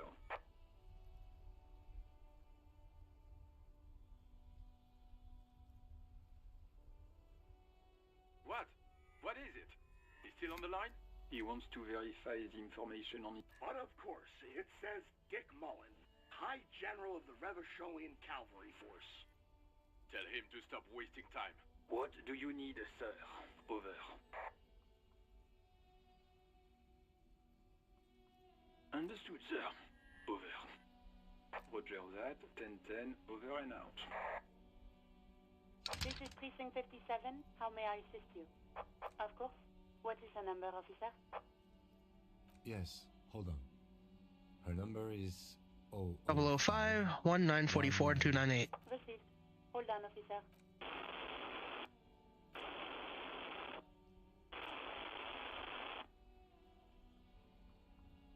Give it a minute. She might be busy at the moment. Takes a bit to get to the phone. Just wait. Relax.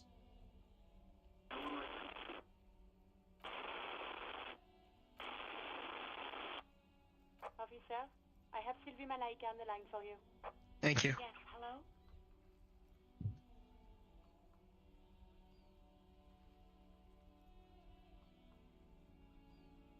Oh, right. Hello, officer. What can I do for you? You can hear resentment in her tone. She's not thrilled to be talking to you again. There is no resentment in her tone.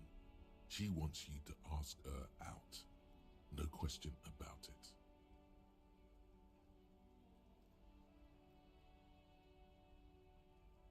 No, not me. No, sorry. I don't. Not a lot of people have phones around here. Copper thieves take the wires. People don't have the money to have the cables put in again. They use the Union's phone, or the one on the coast. It was someone else. We'll find them sooner or later, officer. It just might take a while. Yeah, go on. Yes, I know who you are. You're a police officer. The law.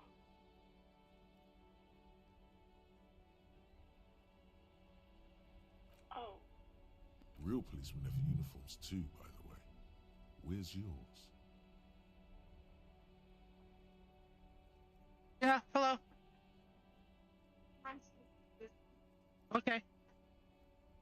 Okay, yeah, I could do that.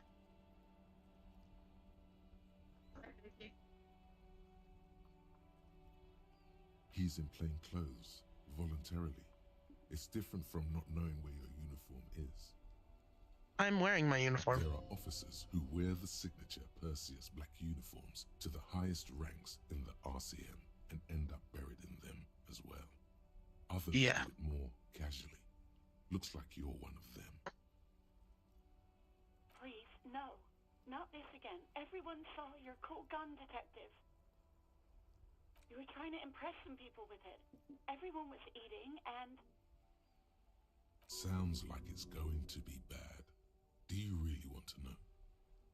You were waving it around in everyone's face, begging them to describe it. You said it calms you, and then you started making suicide jokes. It got pretty graphic. Some poor sod was trying to eat his pudding while you were screaming, spit flying, imitating the mercy shot right next to him. Spat some in his food. I don't think he touched it after. People tried to back away from you, or even slip out of the door. But you screamed, "I am the goddamned law, and you have to listen to me. You are all suspects in a murder investigation." Me neither. No idea. All I know is next you were waving around money instead, saying things like big bucks cannot lie and guns can't buy money, but money can always buy guns. It almost looked like you pawned it, but believe me, I did not ask.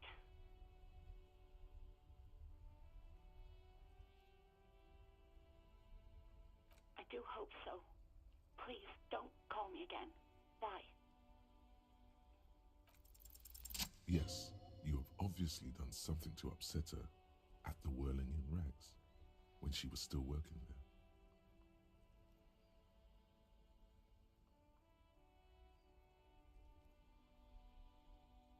I'm not mad, it's just... You were so drunk and so emotional all the time, and then the skua thing happened. It just made me want to quit.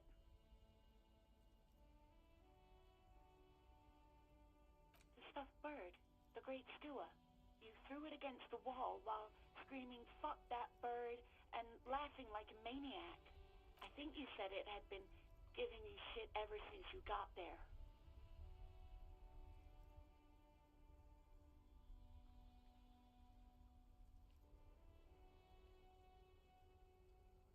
Yes, well...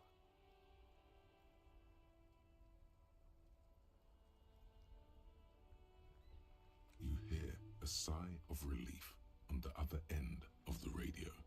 Wordless, the call breaks. Then, an already familiar voice. Anything else I can help you with, officer?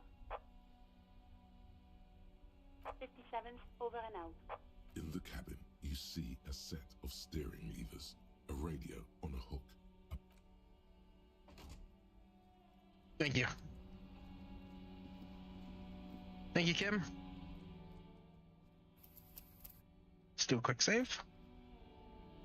Wasn't really a quick save, but it was a save. What's this? Pigs go home.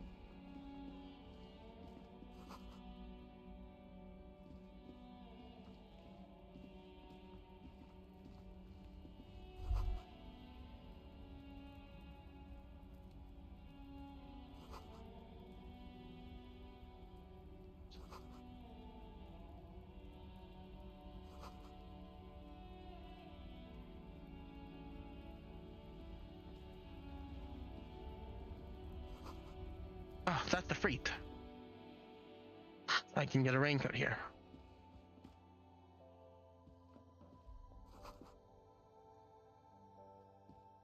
You see several packaged raincoats fill a low shelf beneath a display of croissants and juice bottles. The raincoats are transparent, except for the big Fritta slogan on the back. What is what? It's a raincoat. If you want to buy one, then it's only 4 real. Welcome to Frit. Feel free to look around or something. Everything is out on the shelves. Convenience store then? Just a Frit? You mean this? Oh, God. This is Pop Stars. It's got, like, famous people in it. Looks like it also has something called Police de la Mode, featured on page 34. This speaks to you. Yeah, me neither.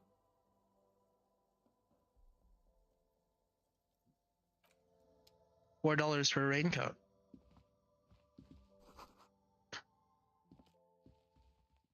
I'll be right back. I won't be a second. I'm just gonna quickly put my stream on BRB.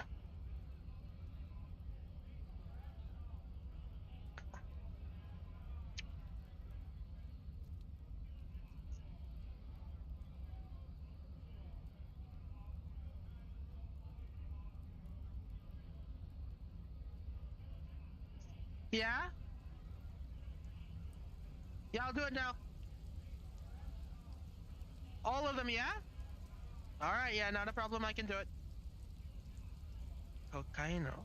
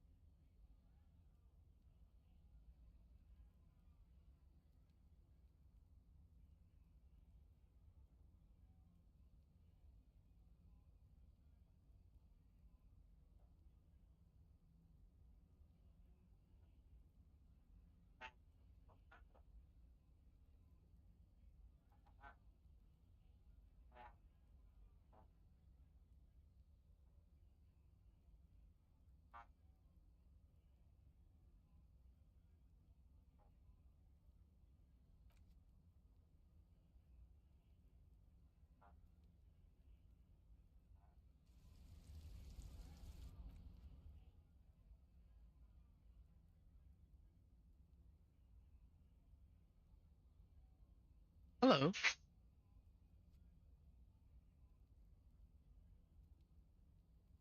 Am I heard? Am I visible? Is everything good?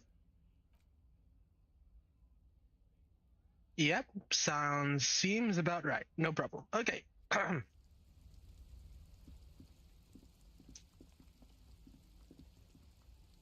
What's this? Goods from the lorry haphazardly litter the surroundings. Brilliant. I love litter. Fuck the police. It's coming straight from the higher ground.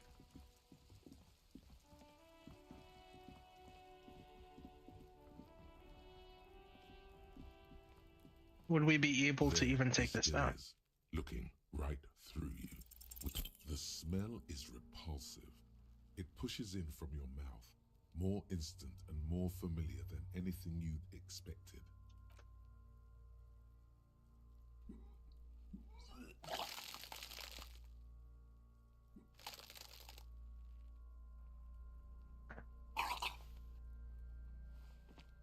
You feel a great force ringing from your stomach. Your body curls and pushes it out, burst by burst, until a pool of vomit lies under your feet, and you're... It's okay. Happens to everyone. The hangover is clearly making these worse for you. You could use some ammonia to clear your head. If you can handle the headache. Some officers use it to deal with cadaverine odor. I can't handle the headache. It's more likely he can handle the smell, unlike you.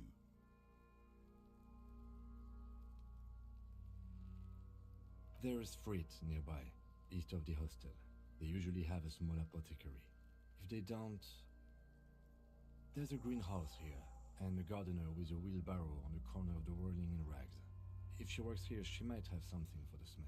Acquiring ammonia will...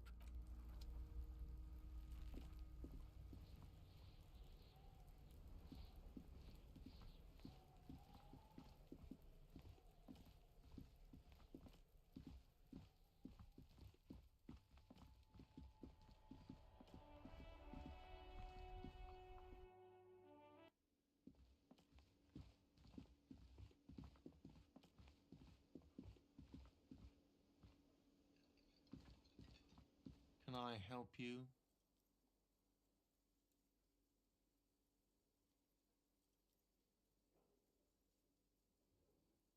What thing?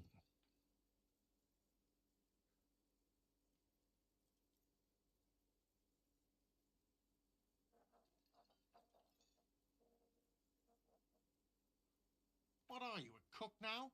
That's none of your business. He wasn't pan-fried, he was lynched. What could the kitchen possibly have to do with... Fine, okay. The kitchen is closed until 1 p.m. because the cook is working. You can snoop around after that, if you must. What? By the way, you should come back to this thing-based questionnaire if you see anything interesting in the whirling later.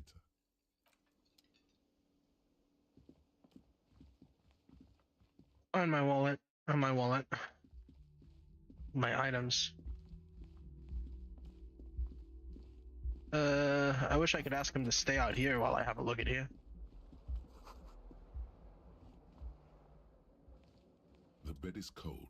The option to go to sleep becomes available every night after 9 p.m.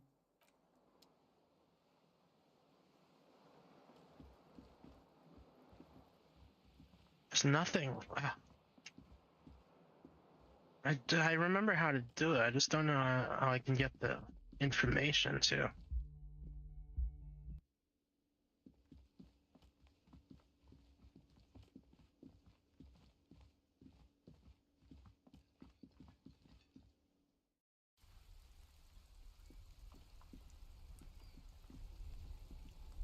It's raining again. It was clear just an hour ago. Sure, I'm done with it. Go easy on that stuff. It gave me a terrible headache.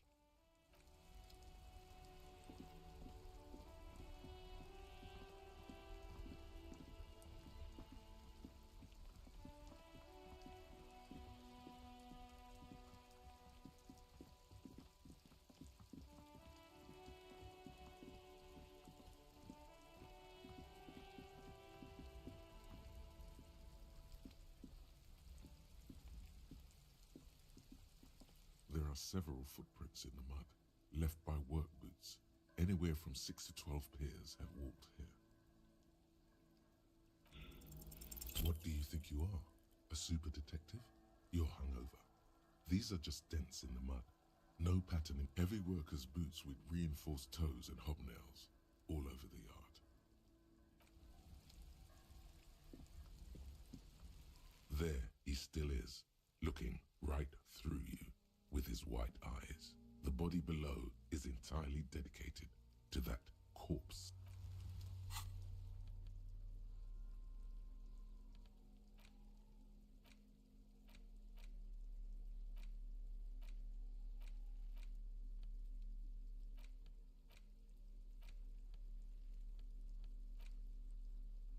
How do I use it?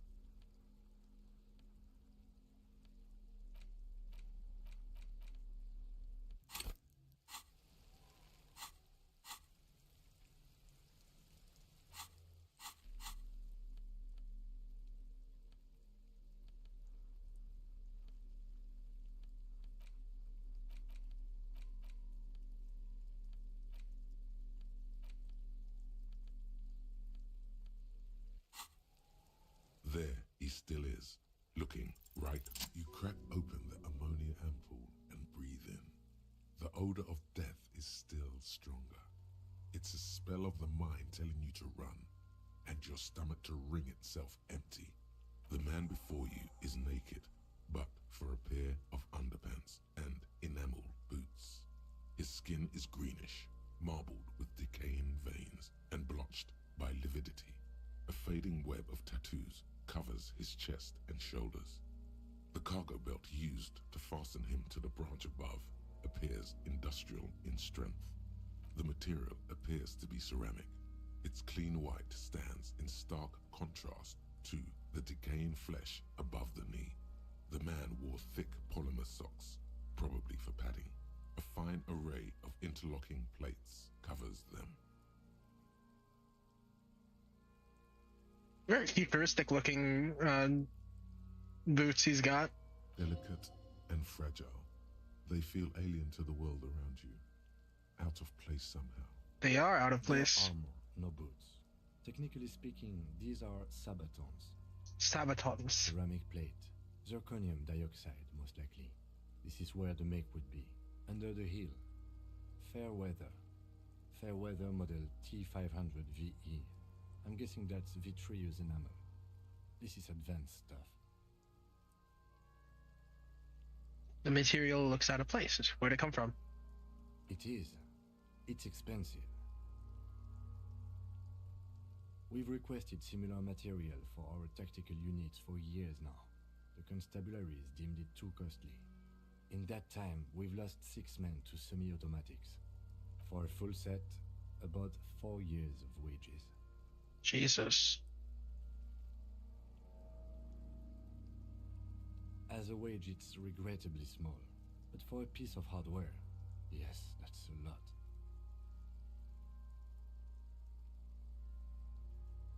Piece by piece. He's been out here for 7 days. It would be odd if they didn't.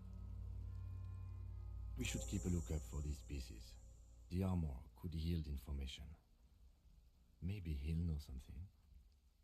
If you wear those pieces, It will help me protect your mortal coil.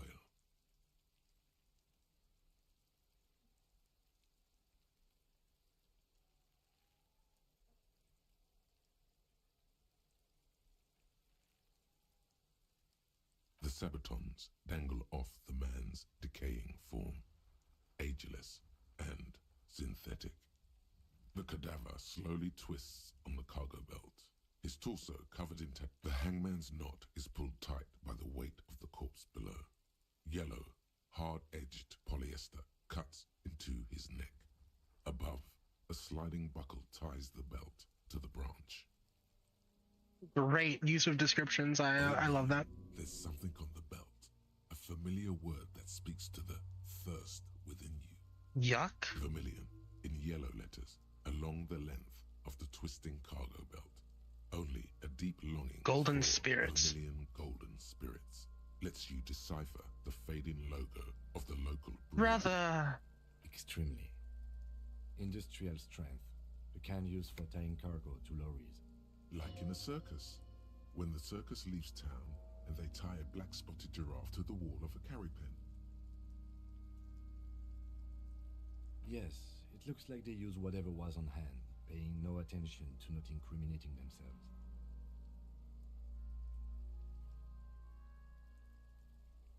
I'm still approaching this as a lynching, yes, motivated by the ongoing strike. You? No, you feel like it was something else. But what?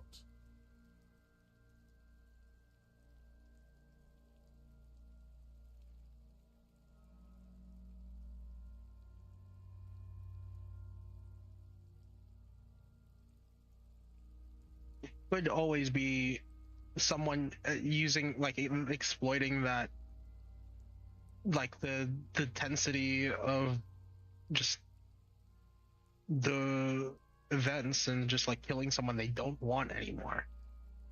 But if he's like a hired security guard from out that, like, came from outbound this area, then maybe it was. Yes, it often is. This bell worries me.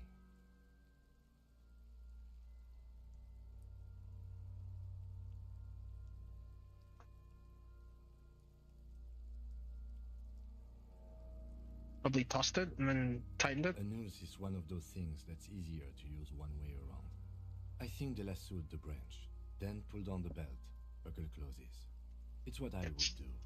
Seems easier than climbing out there. It's not merely polyester, it's steel reinforced. See these lines? This is where the wires I remember hearing this the first time, and it fucking actually full on educated me on what those This were. makes getting him down much more problematic than Obviously, it was that lining was something. I just never knew that it was like, I don't know. I never gave it the thought of day, the time of day. Anyway, the cadaver I like this game. from the cargo belt. Limbs I like the art. I like the dialogue. Everything about it looks so good so far. An intricate web of blue lines stretches across the torso, from the right shoulder to the solar plexus. Each time they intersect, a small white star is formed in their crossing. Hundreds of fading asterisks riddle his skin. His corpse is marked by stars, alcohol, and heartbreak. Your fist clenches suddenly.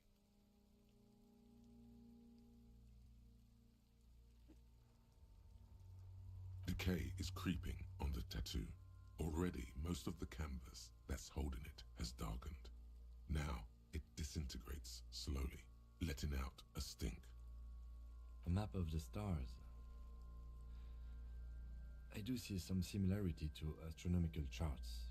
Great century Messinian, maybe. But this seems more particular. Customized somehow. As if someone left out most of the night sky, filtering it through personal choice. The principle of this filter remains unknown to you. The thought dissipates, and you feel as though you were only half right. So am I. He takes a thin piece of milled aluminium from his coat pocket and pulls it open. Sounds like a sword being unsheathed. A small lens appears. Some sort of camera. Shit, Kuno! What the fuck is that? An instant color camera.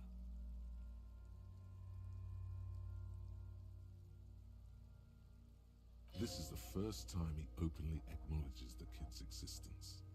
I have only 2 ampoules, so nobody move. I don't want to waste one. A sound, a shrill flash, followed by the breaking of a small ampoule of glass. You see streams of color pour onto the thick, glossy piece of paper, rolling out. In case we need it.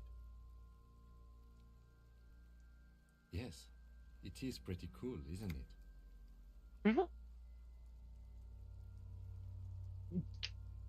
I did that option the first time, I believe, as well. It contains insight to the victim's person. By his build, I'd say this was a man of physical violence. The story he wanted his body to tell was important to him. It is his letter, to us. Someone should decipher it. We'll need to show it around.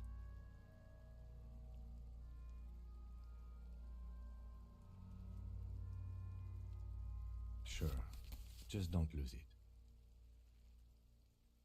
Very trusting. A glassy-eyed corpse looks by, his mouth mute and his skin as colorful as the chemical rainbow on the photo paper.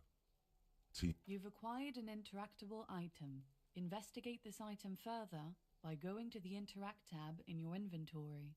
His eyes are milky white and blind to the world, protruding comically from their sockets. There is no one home, just subaquatic terrors there. Dark brown hair grows on his head. His face is ready to explode from the organic processes inside. The death's head grin has passed. What remains is an unrecognizable mess. Underneath the curdled meat there is an expression, not carried on his features, but below, inside, an expression of pleasure. This man was experiencing joy at the moment of his death. I'm gone.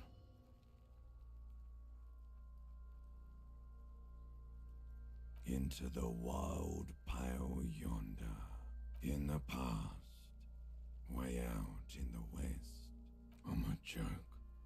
Look at me.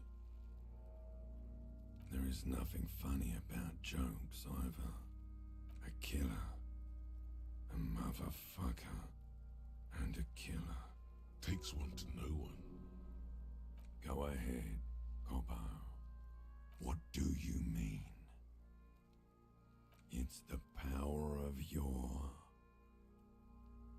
imagination. Yeah, man! Don't be crazy! Inanimate objects and dead people can't really talk to you. Your wild imagination is doing this. He loves those. Because you're a copperoonie. Look at all of them go. Do you want more questions? I want a comical amount of questions, my guy. Right up, copperoonie, Rooney. This is getting upbeat now. Fuck no. You're no Rooney. Between you and me, your name is probably I could see Harry, yeah. Harry. You can be anything you want, brother Coppo. Because you have loved it, me and brother Coppo. It was love all along. Sure, Lobo, I can ask you a question. Why are you doing this? Looking at my face, motionless, looking into my eyes, standing here. Why are you investigating my murder? I am all you have. Then you truly lost it all, brother. Let the what? Maybe I was getting my rocks off. It's a mishmash, Copperbolo. You think I'm Messinian, don't you? For you, this is how people from Messina speak like. No, my hair is too light a shade of brown. My eyebrows too. Trust your inner racist.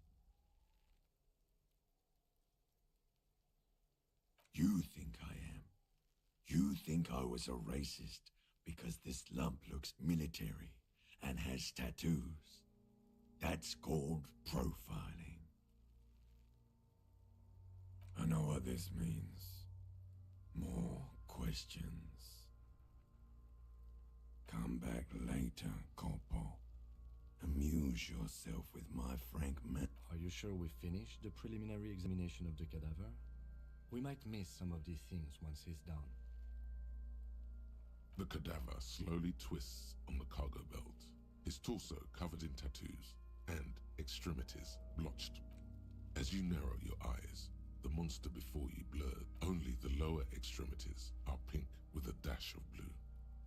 His fatted hands, thighs, and his neck, just above the noose. I'm squinting, Kim. Why am I doing this? Why you are squinting, officer?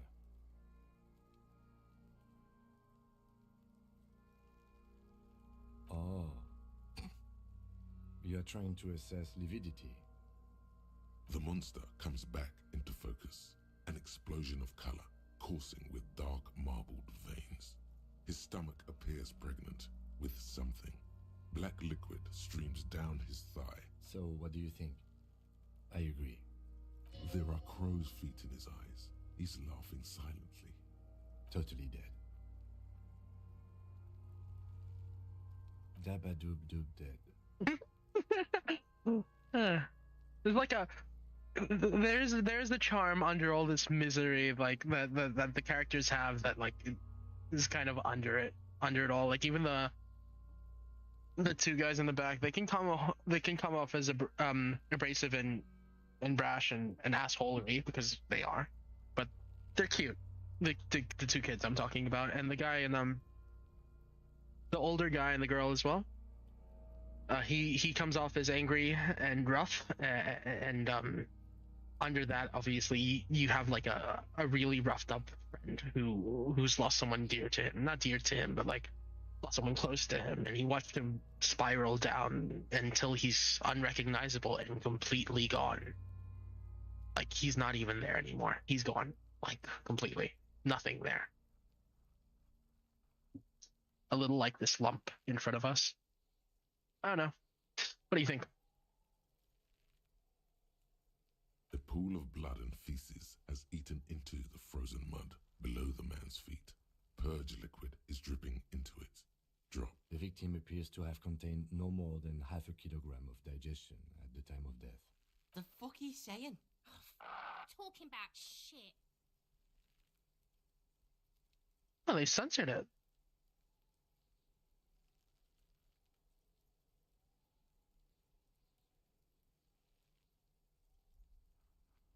Did we? I don't feel lucky. I do. Most of them are post-mortem. Maybe even all of them. The delinquents have made our jobs harder with their little sport. Stop talking in riddles, coin slot. It means you fucked him up good, Kuno. Fucked him up brutal like.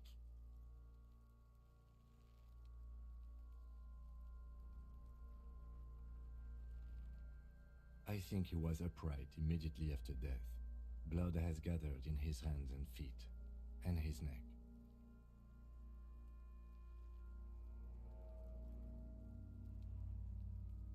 The noose acted like a tourniquet, keeping the blood in his head. The hypostasis here is in tune with the hanging. That's what I think.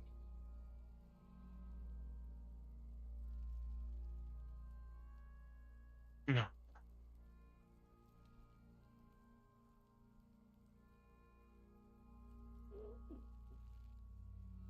There's always a chance. We should check for ligament marks on his neck to see if they're in tune with the belt. We'll have to get him down first. But there is no breath to catch. The steel-reinforced belt presents a unique challenge. I brought chain cutters, but I don't see a good angle of approach to the belt. The cadaver is a good 1.2 meters up. Neither one of us can reach the belt without assistance. And even if we do, there's the question of cutting it.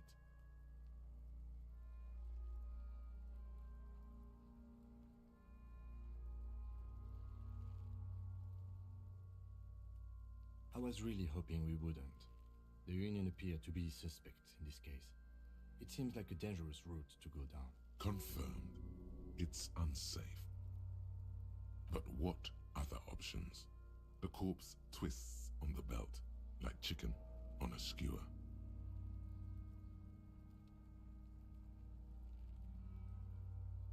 Yeah! Bang bang time, pig! Shoot his head off! How?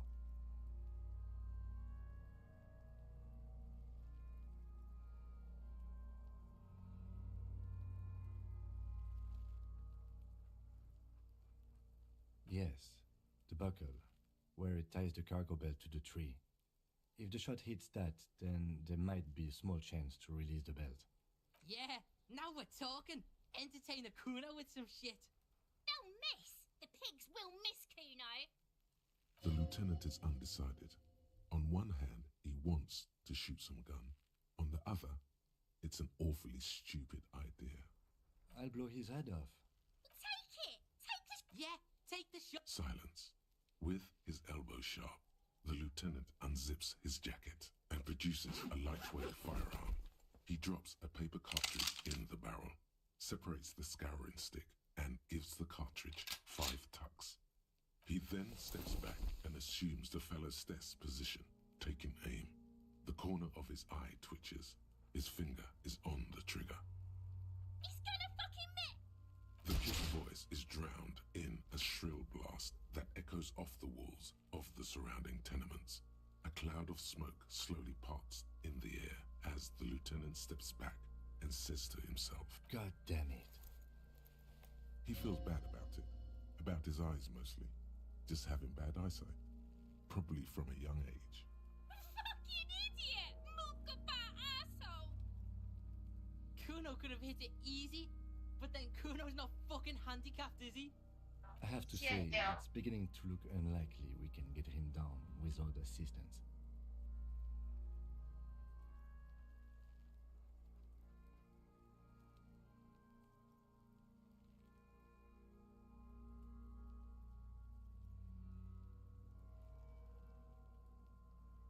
It's bad as it is.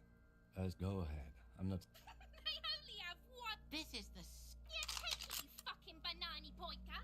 Take it and shoot yourself in the mouth! The cold piece of bakelite and gunmetal is surprisingly light.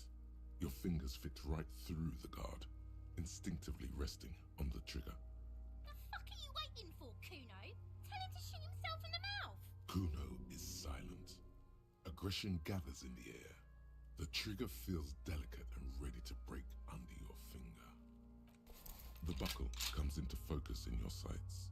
You stand with your feet planted firmly in the ground and your left hand supporting your gun arm. Why don't you just shoot yourself in your mouth? At least you won't miss.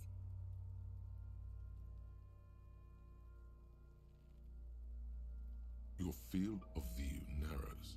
The branch slowly moves, becoming entirely two-dimensional.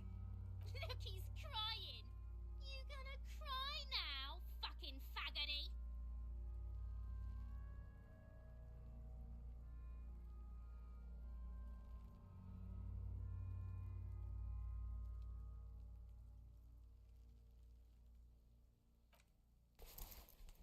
I agree. Enough gunslinging for today. We need to access the harbor and ask the leader of the Union to have it taken down. They have the tools, and they have men. That's annoying. Okay. The bucket over there. Conspicuous pile of the roofing material, Eternite.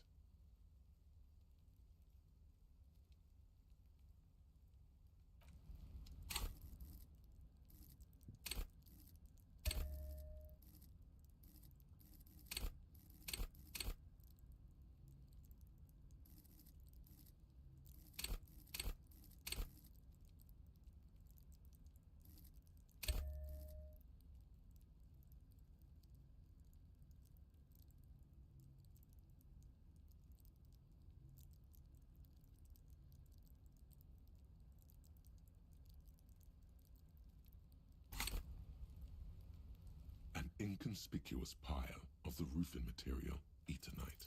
Because there's a secret door hidden behind the panel channels of Eternite. That's why they're too orderly. There it is. You see a shabby little door.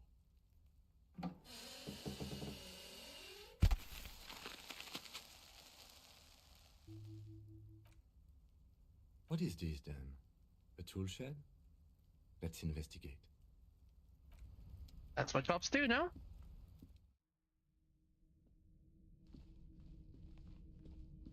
What the fuck?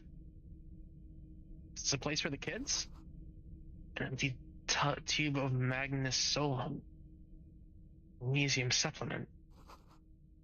Cured pig's head. Looks mummified. Silver plate with traces of bone yellow powder. Be still, my beating heart. It's amphetamine. Sweet amphetamine.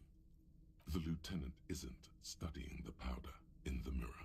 He's studying you.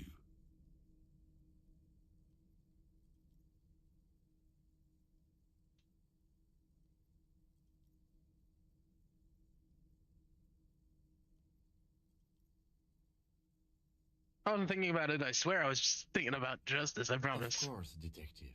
Swift justice. Don't worry, we don't have to investigate every trace of narcotics. Yeah, swift, lightning justice. Faster, harder, justicer. See that ladder there? It's probably another way into the industrial harbor, no? A secret path the local kids use.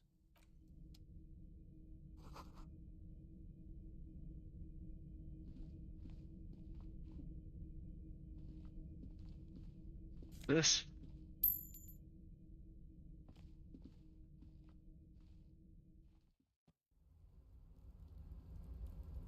Shit.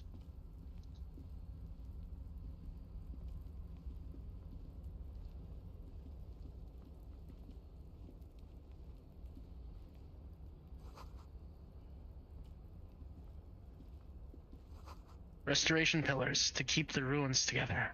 Smart.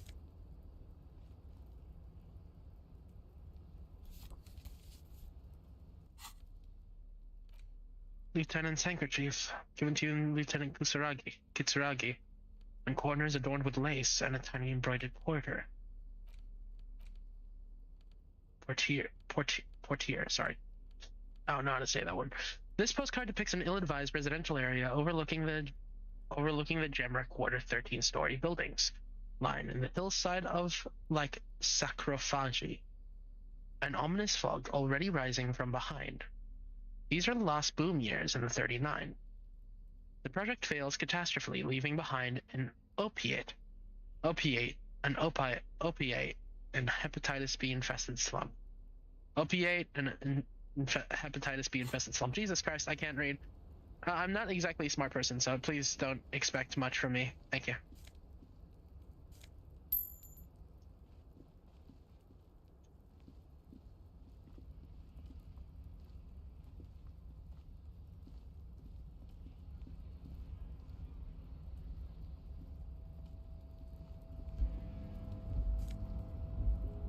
No effect.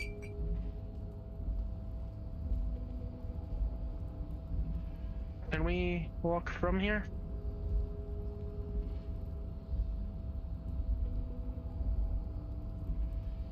Shit, there's like cash on the ground. Holy shit. Absolutely.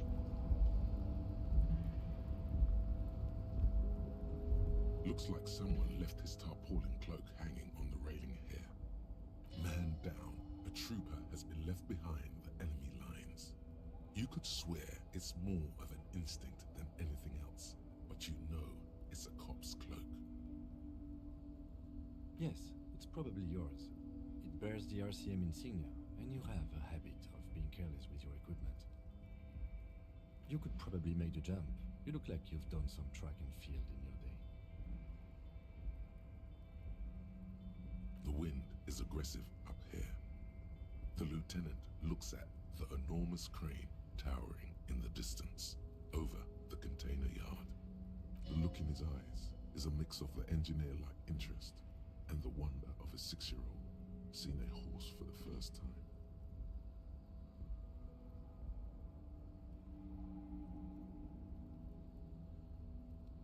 His eyes trace the crane's contour, as if trying to memorize its majestic shape. Then he notices your gaze. Yes. We were in the middle of something. Your cloak. Hey man, you study me, I can study you, you know?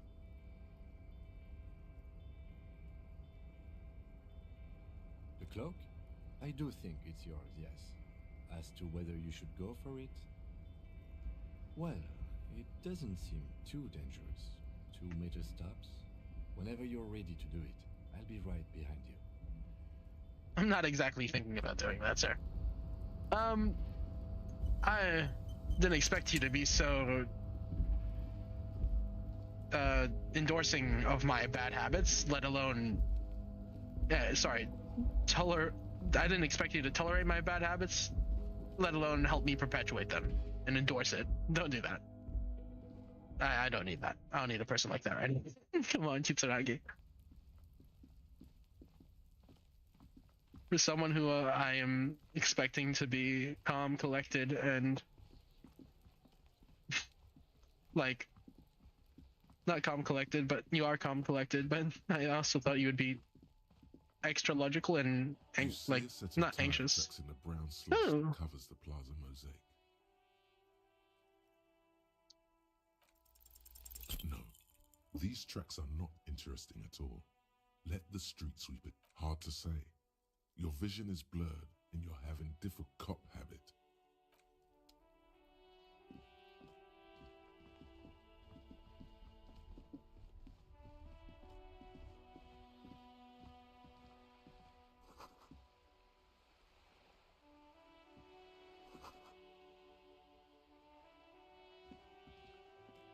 Hello, sir. Step right in. The store is open. Are you interested in a new and exciting book? It's a bookstore, sir. We sell books, postcards, and some board games. It's called Crime, Romance, and Biographies of Famous People. Whoa, whoa, whoa, whoa. Hold your horses, little girl.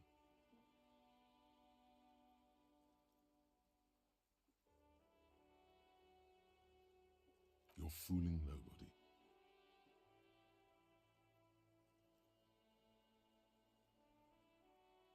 Sir, are you okay? You've been standing here silently for a while now. Okay, sir. I'll try to answer any questions you have. I hope they're about books.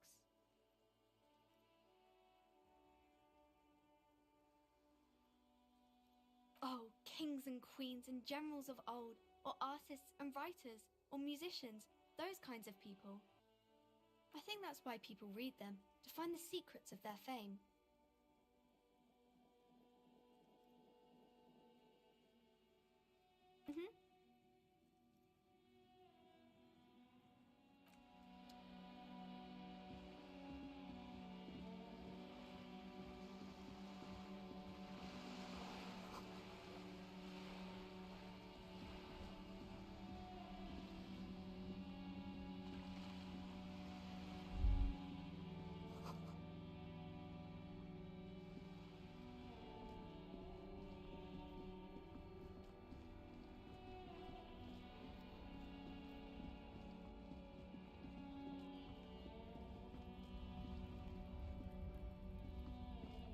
Welcome to Revachol.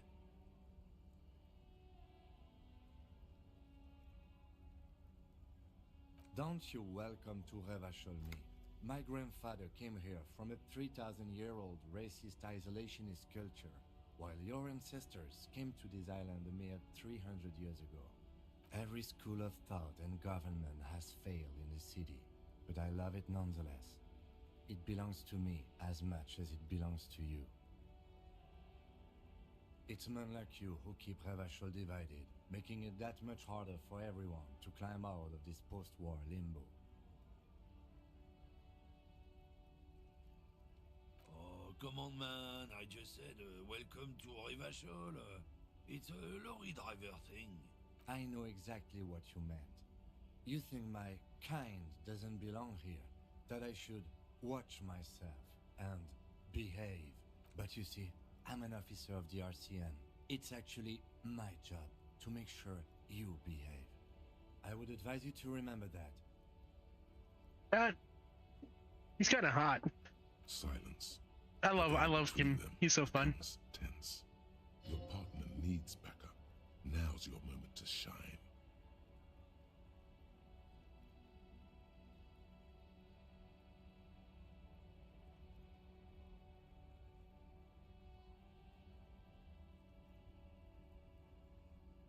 Whatever you say, officers. Oh, not much anymore. I'm here to pick up some cargo, but the dock workers are on strike, so it's a sit and wait on your ass situation.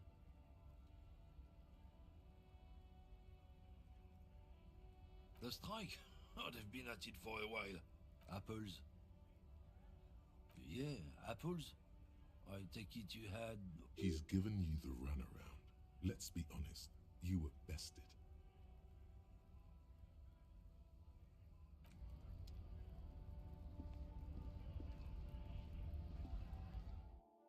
Do I have enough cash for I'm 10 cents off. The tear machine stands in the corner. A sign says...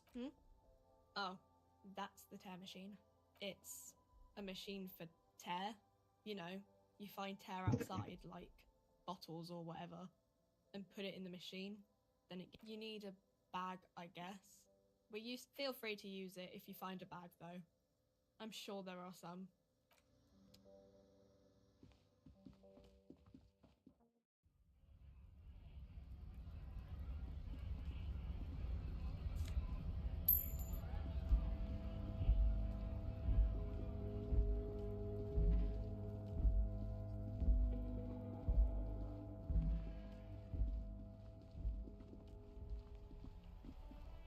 My gun was pawned off, right?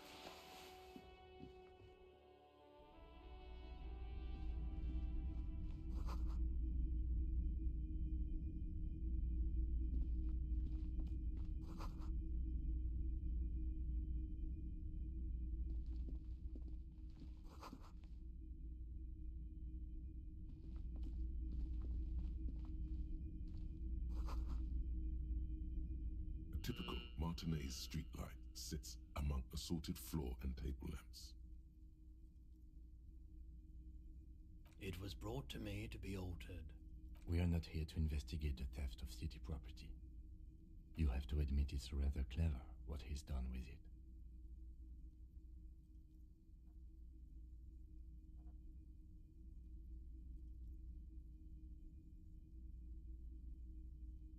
The light pole has been carefully cut, and the wiring has been redone and attached to a standard indoor plug. The light buzzes faintly, but persistently.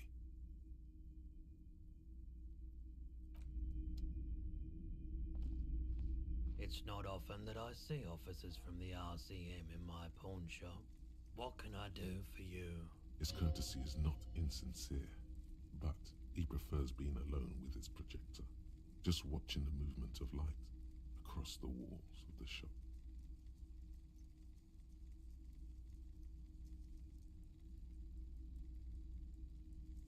Oh no, not at all. I guess I haven't had many customers lately. RCM or otherwise. Who are your customers usually? All kinds of people come through here. Locals, travelers, people looking for a deal, people looking for a keepsake, people who are terminally bored.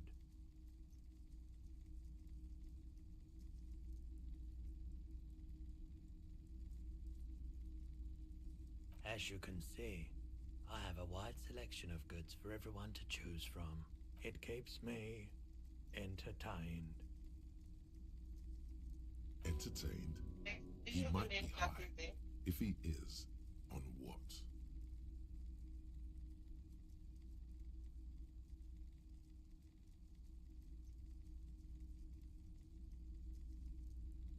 Someone else came here earlier today asking the same question. I promptly sold her the gun you pawned a couple days back. What? Sold? The lieutenant shifts from one foot to another. Alert. You, With Kim here too? That just sounded really, really bad. You were adamant about getting rid of it, officer. Said you were undeserving of a service weapon of the Revachol Citizens Militia. And I don't like keeping guns around the shop for long. Off the charts photon emissions. The unhealthy kind.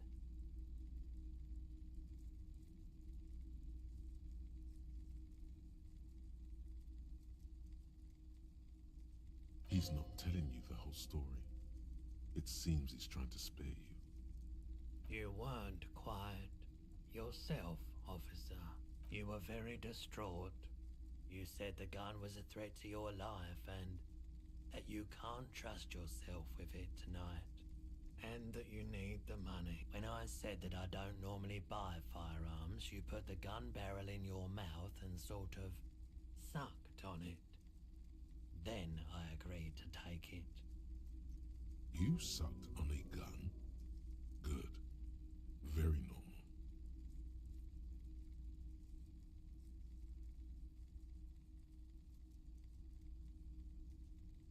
No apologies necessary, officer. Of course.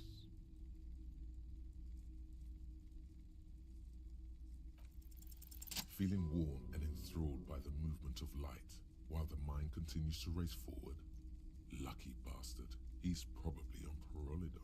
It's tough to come by on the street. A drug developed by the military to treat and prevent radiation sickness. It has psychedelic side effects, and it makes your eyes turn yellow.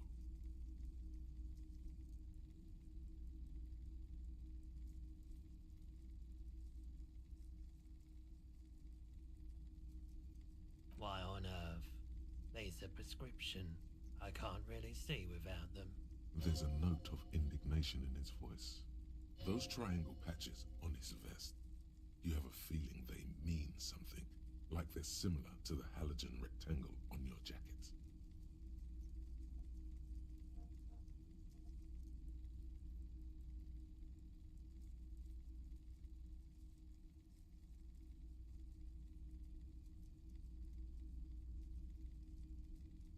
I've had to take it. You know, since the People's Pile cleanup. I was with the Emergency Relief Brigade. He's taken for mental and emotional, not physical pain these days. A bad idea. Some poor leftist built a particle decay generator in hopes of bringing affordable electricity to underserved communities.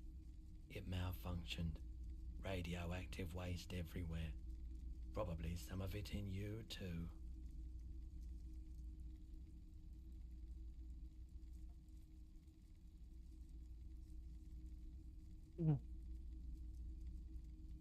Not much to say, not much to speak on. It's just pretty gut-wrenching. As I mosey around town, just fucking feeling like shit. I don't know, what do I say? Not much to. I'm not particularly here for entertainment either. I'm just trying to experience it, but I'm just fucking sad. Just sad. This is a sad place. This is a sad place. Nothing to think about either. I just sit here and write in my notebook. I'm effectively I'm like a dumb version of Pizzaragi if if you ask me. I'm just a dumb version of Kitsuragi. Don't feel like being the man of disco. Don't think that's in me.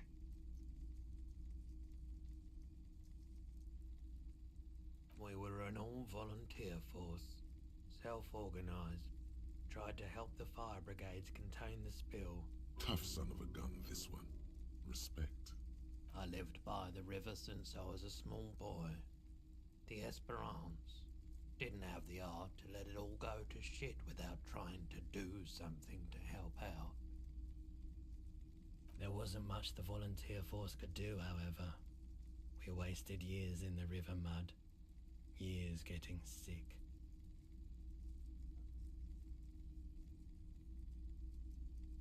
I like the theory more than the story. Outward movement, not vortices. Yeah, you gotta get in on those vortices, my man. I doubt it, but I can try and answer any questions you may have. I do my best to keep my distance from all manner of butchery. Bad for business, bad for everyone. No one likes to see what you have to see every day. The pawnbroker's gaze is already fixed on the dancing colors. Sure thing. She didn't seem like a policeman, although she kept referring to herself as a pig, which was odd. I found her interest in the gun a bit obsessive, but I was just happy to get rid of it, and of her. Truth be told, she was terrifying. Right, so let me get this right. You sold your sidearm, issued by the citizens' militia, and now a civilian is running around the streets of Martinez with it? Miraculously, his face does not reveal what's happening inside. I hate how calm and collected he is, and it's completely fucks around with my empathy build. I can't read him. God, why is he so composed?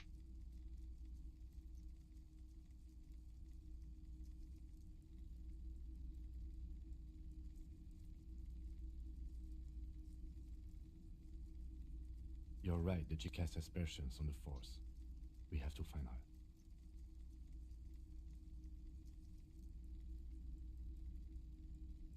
My apologies, officer, but I have no idea where she was coming from or where she went. A needle in a haystack. There is nothing you can do about it now. You'll just have to hope you luck upon her somehow. Sure, man.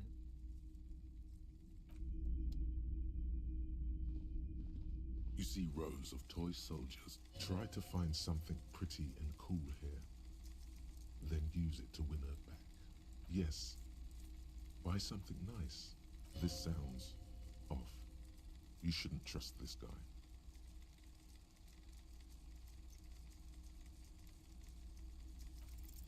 Why? What's this? A headless man riding a horse. A headless man wearing futuristic tracksuit trousers that say found. Oh, that's the Headless Phone Rider. The Headless Phone Rider. It's an urban legend about a man who rides the streets of Revachol sporting a fawn tracksuit. As you see, he's missing his 50 cents. Bargain price. I'll throw in the tiny cap too. I think he's looking for it, or something. That part of the story has many interpretations.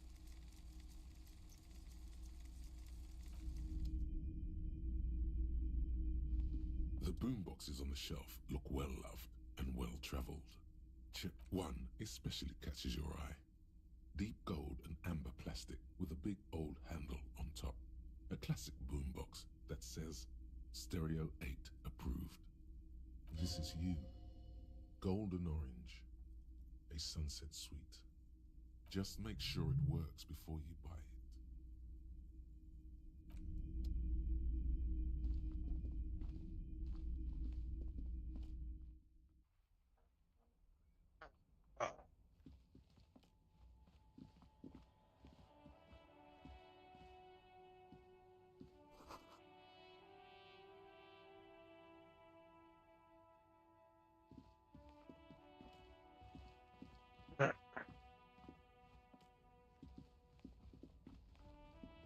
We'll come back to all this in a minute. I'm thinking I'm gonna try to get that plastic bag I had at some point.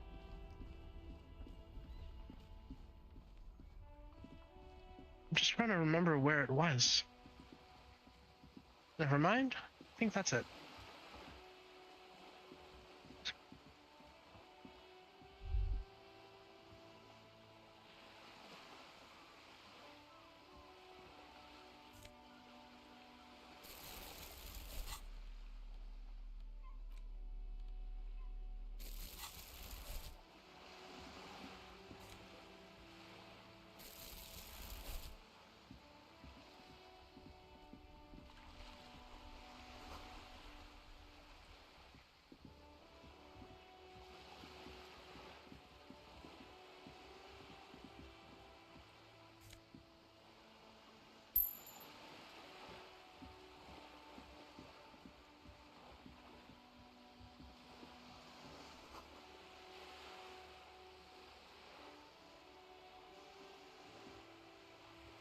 This coin-operated viewer is facing southwest. Its coin slot is full of fossilized bubblegum, rendering the machine permanently inaccessible. The metal feels cold and wet under your palm. It looks unhygienic. Probably some kids. You hate kids, bro.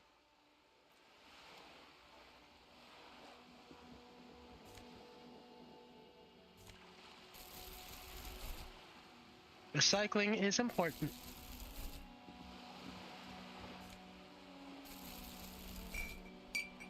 Lost Tale. How's this one? Operated viewer is facing south. The instruction manual says to insert 25 centimes and pull the handle while looking inside. Then use the focus knob to zoom in if necessary. Why is Kim following me around and entertaining my goddamn antics? Where's this lead?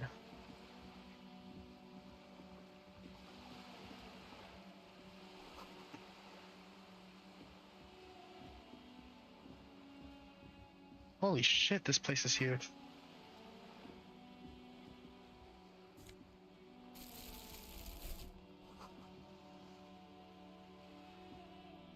This must lead to the Unions area, yeah?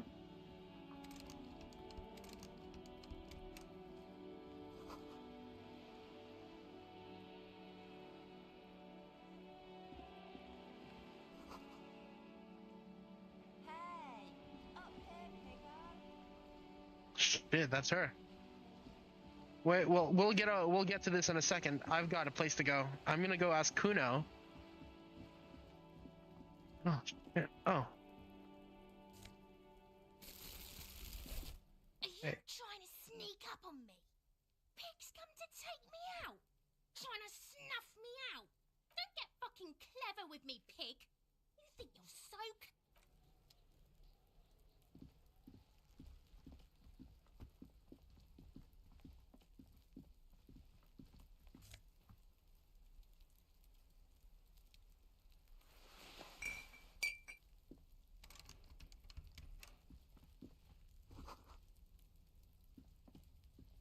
There's an easier way to get out around here.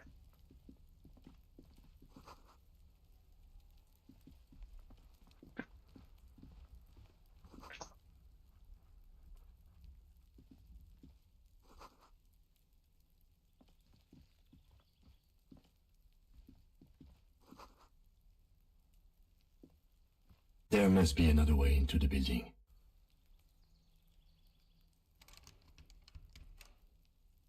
That was really loud in one ear on me.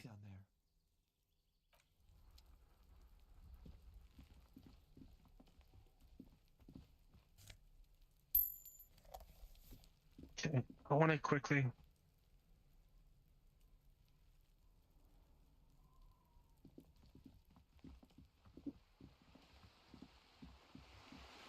It's already 104, so yeah.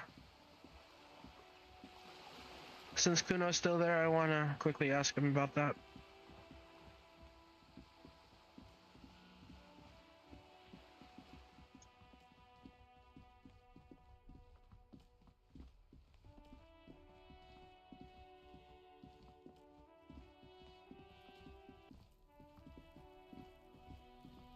Something on the ground there. Fuck does Kuno care?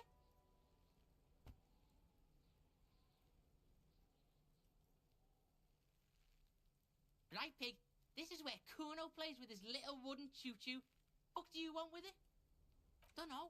Kiptas gardener used to work there. Yeah, that's what Kuno said. She couldn't handle the heat, so she'd look it up in the library. Kuno's not a fucking dictionary. Fucking small brain. Look, Kuno doesn't explain shit. No, it's not fucking Kuno's. It's ancient. He thinks you're fucking fool, Kuno. He says you climb the ladder up to your magic tree out. Get the fuck out of here, Pig. Yeah, whatever. Kuno doesn't give a shit.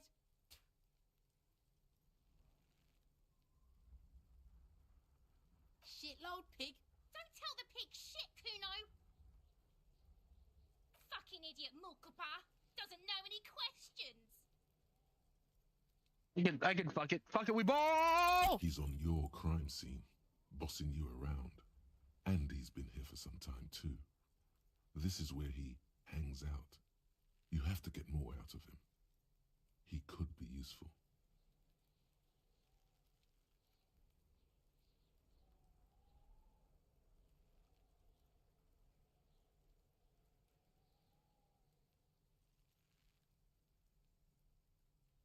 Trying to fuck at the Kuno.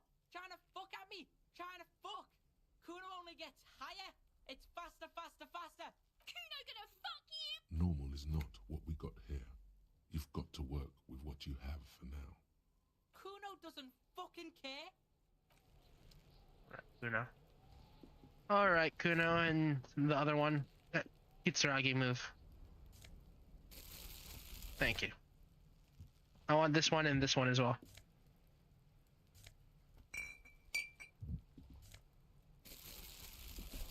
We are doing our work. We are doing what good people do. We're helping recycle. Why aren't we running?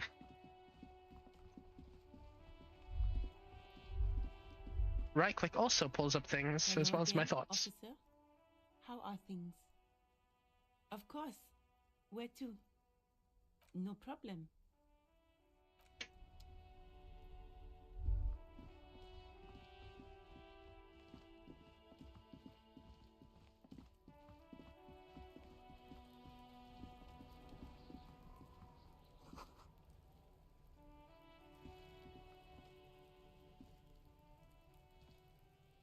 This trash container is locked. There's something in there, not necessarily connected to the case, but still. The body is downwind from here. Maybe you prefer the smell of garbage to the smell of death. Trash, food waste from the cafeteria. They lock these containers to keep the derelicts from flocking in. What do you mean, feel? I agree. We should get someone from the remote viewers division here. Oh, it might also be evidence. The mob could have disposed of something in there. We could try using a pry bar. There's one in my motor carriage, or ask for a key from the manager of the Whirling in Rags. He probably has one. Right.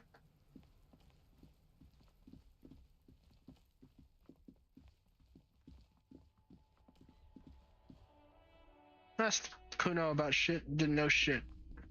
Pretty sure. Fine. No, it belongs. Thank you for clearing that up. Why do you keep the container locked? Why? To keep the hobos and drunks out. That's why. And I thought as much. And are you the only party who's accept? well, yes. It seems a little callous, doesn't it? Something stirs in you. Prod at him and find out. What do you need them for? It concerns the case. Just bring them back once you're done, please.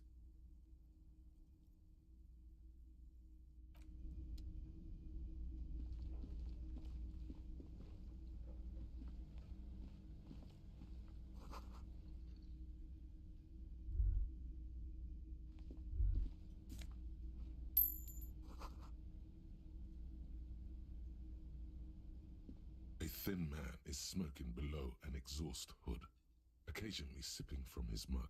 As you step in, He nods toward the table and says something in a completely foreign language. The only words you can make out are Garancy and Quebec. It must be his name. Garancy. Garancy Quebec.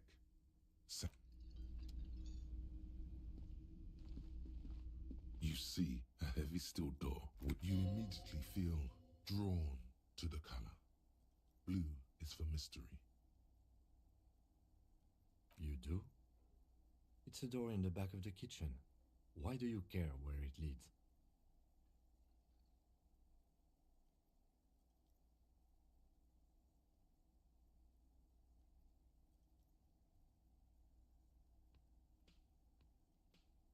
The door stands silent, unmoved by your words. Okay.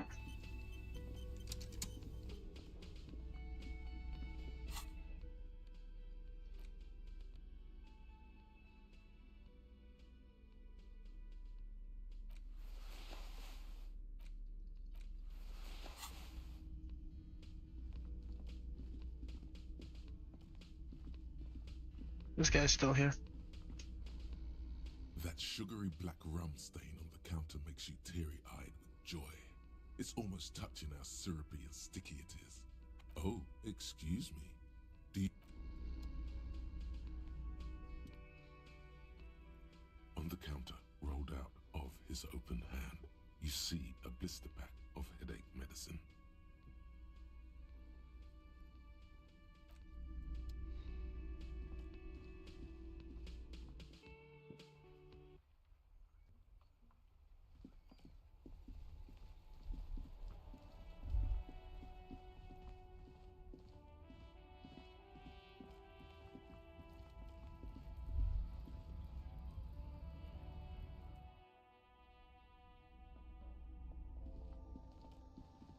The tear machine your bottles clunk into the machine, and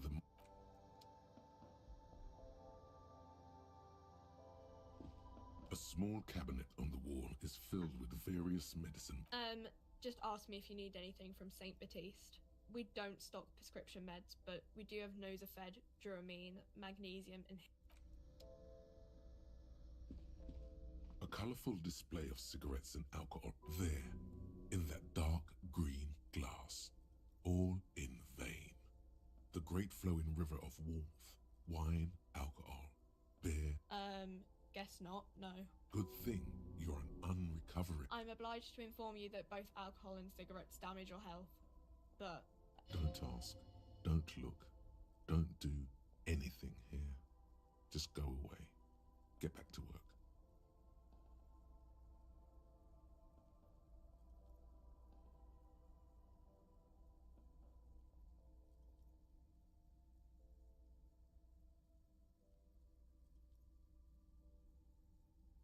Here you go, mister.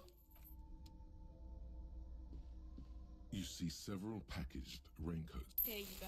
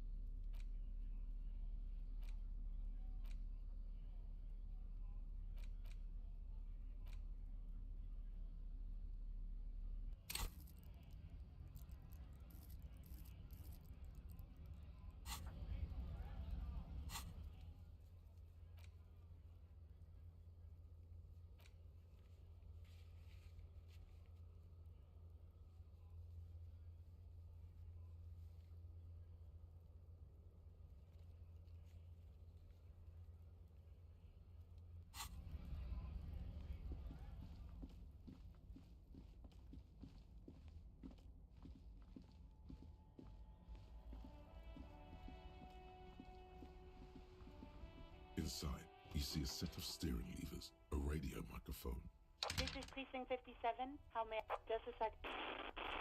Sylvie Malaika. Yes. Hello? Oh, great. What else do you need, Detective? Uniform. I never saw you in any uniform. You had your things on. The disco things.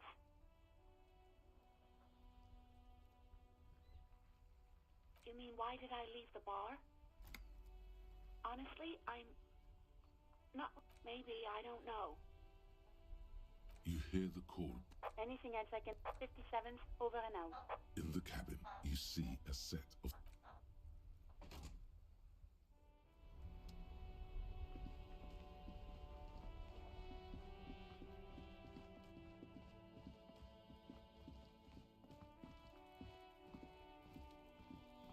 Oh my god, I can use direction. What the fuck? I can WASD. This trash container is locked with a well... Don't. Maybe you shouldn't. There is, but you won't like it.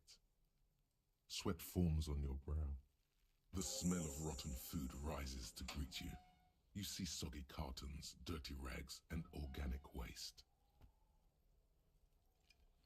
We're just in time. This hasn't been emptied for over a week. You see milk and egg rest with one broken egg in it. So a box falls into pieces in your hands. Among the threadbare kitchen towels, something catches your eye. As the legs of the slime-covered jeans begin to unspool from the garbage, a rank corpse smell. Victim's clothes? Cadaverine odor is faint. If these belong to the deceased, they were removed when he was still in the early stages of decay. Drop them in here, officer. Guitar marked blue jeans. Pockets empty or emptied. He wore them with a belt, too. A white belt. The loops appear stretched, but the belt is missing.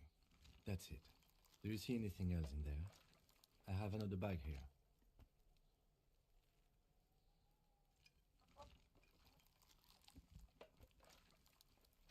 Something slimy, a drab, long-sleeved shirt, olive-colored, appears from the food waste, dripping with pus. This is a military-type overgarment. No label or serial number. This is the kind of rib-knit shirt that's worn over light armor to conceal it in an urban scenario. Anything more? The rest of the rags are just kitchen variety waste. A yellow old mug that catches your eye. But other than that... All right. We should go to Gart again and ask if he knows who put the clothes in the trash. It could be as simple as someone from the hostel cleaning the yard. Or that one. I'd advise against confronting that force. Not really. All we know is the victim's clothes are in the trash. The lid was locked and his establishment had the key. It's just a small loose thread. The fuck's he on about, kids? You hear that, Kuno? See? The lieutenant nods, then looks back into the trash can. It's just organic waste, cold and slimy on your hands. Apple and potato peels, mostly. Unidentified sludge, and the occasional chicken bone thrown in for good measure. Nothing. It's nothing. Nothing more to see here. What's this? A blue piece of plastic sticks out from the apple peels. It's shiny. Looks like the corner of something. Something larger. A clipboard. A blue plastic clipboard with moist papers hanging from it. They look badly damaged, but you can still make out forms and notes, written in a man's handwriting. Officer, is that your paper? Yes, it is. Look. This plastic has the RCM street grid on it. You've even got an autopsy form. If you don't mind me asking, how did this get in the trash?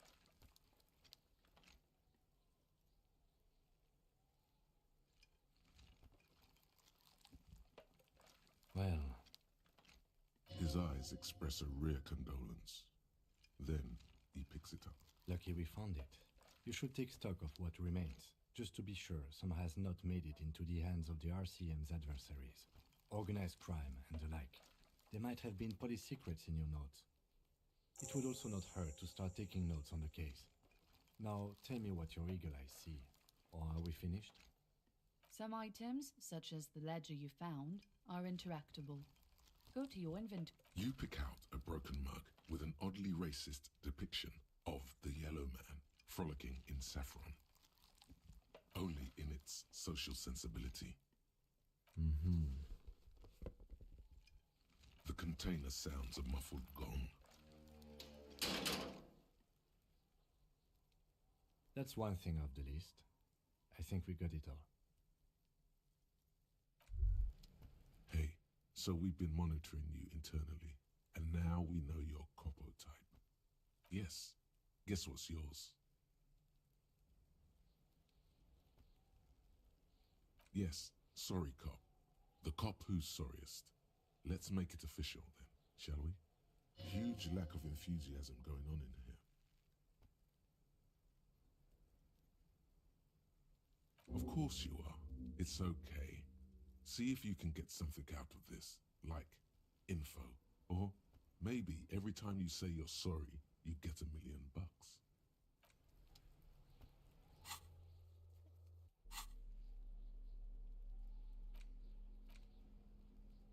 It's the ledger you found in the trash. A pitiful cabbage of white and yellow papers hanging from plastic board, barely held together by a metal clip. This sad display is made complete by the faint smell of urinal cleaner. There's a piece of toilet paper, or is it cleaning tissue? No, it's toilet paper, desperately sticking to the back of the blue plastic clipboard. It's a metaphor for you. Below the pathetics, terror. Do not look into its blue heart. It's just toilet paper sticking to the back of the plastic clipboard. You can take it off if you want. Still wet, the toilet paper peels off the plastic easily. All you have to do is shake it off with your finger and voila, the ledger now looks marginally better. An aluminium block runs the width of the board, biting down on the paperwork. Its crocodile teeth are the only thing keeping the papers together. A regular pencil, the tip worn down to nothing, has been attached to the clip.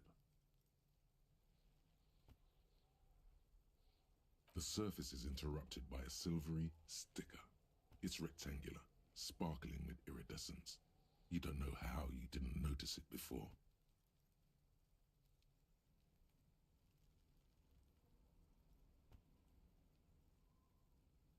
What? Yes, halogen watermark used for adding information to RCM property.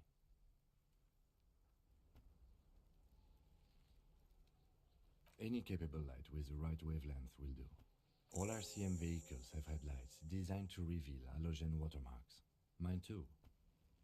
This means you can read the watermarks if you just turn the lights on. It depends. Aside from an anti-counterfeiting stamp, mine has my station number and address.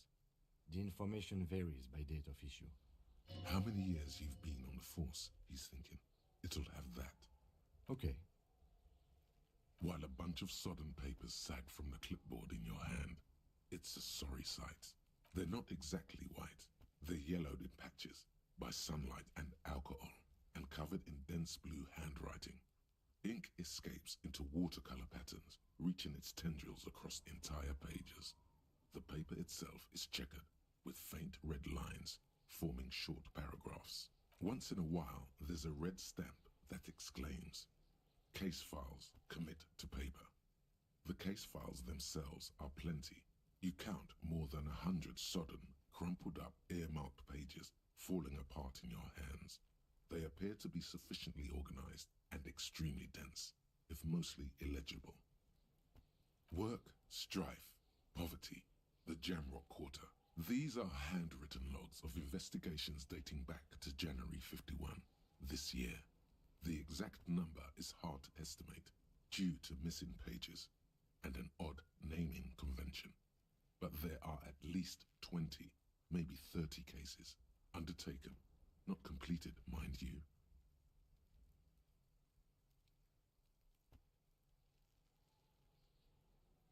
Yes, it appears you employ a, shall we say, robust yet literary system. Each investigation has its case number written on the margins, yet, still more tellingly, most are accompanied by a name.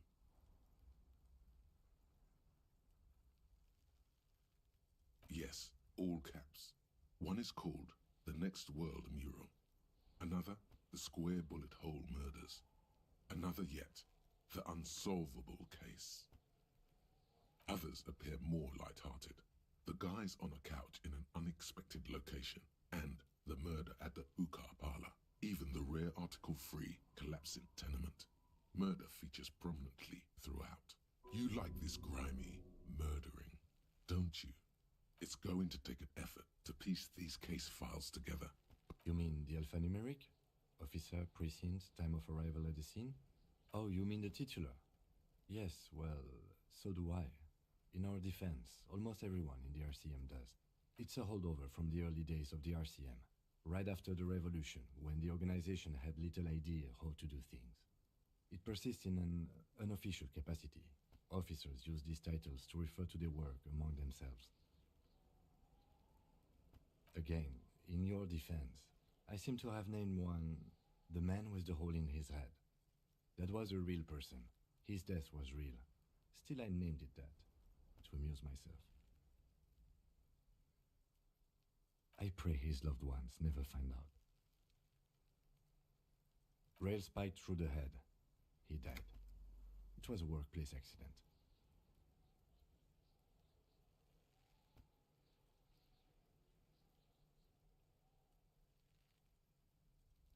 There is, for precisely one more. 15 pages near the end remain untouched by the damage. The checkered grid forms a structure of passages, breaking the case into subtasks to accomplish. The tasks you've completed flow out of the kind green ape pen in a bright freehand similar to the rest of the letters. The wording comes easily. It's almost robotically. Can't believe I got psych-checked by a fucking game again. Last time that happened, I was Slay the Princess. But yes, I'm being a bit of a pushover detective. Inspect the victim's body. Be kind to people. The body down. Interview the cafeteria manager. A satisfying slash sounds across the paper. You're done, it seems to say. And you, and you. Things to be done and things already done. The composition of reality. This is an extremely useful... No, actually. Any ideas?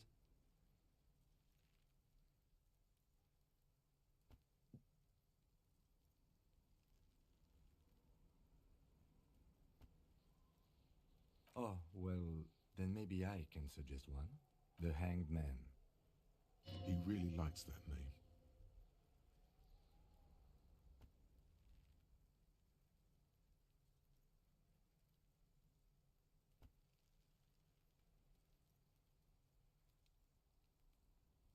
Thank you. I think so too. Good and normal. I'm going to start calling it the Hanged Man. It's good we sorted this out. Great. Okay, that's cleared up. All my cases of a naming convention. I'm done. Yep. You don't exactly close them, so much as distance yourself from the smelly papers. They're a little further from your nose now.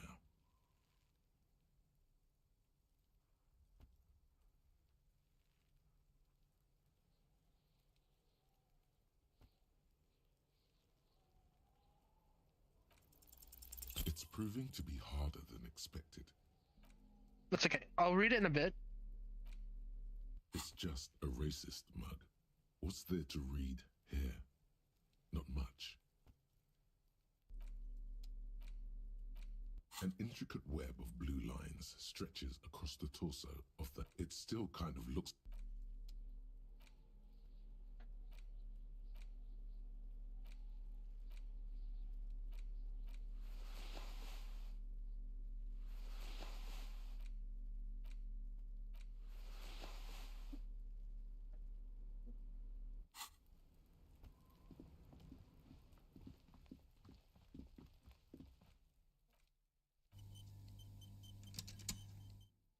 Alright, I'm gonna pack it up for a bit. Just because I need a shower and whatnot. Thank you.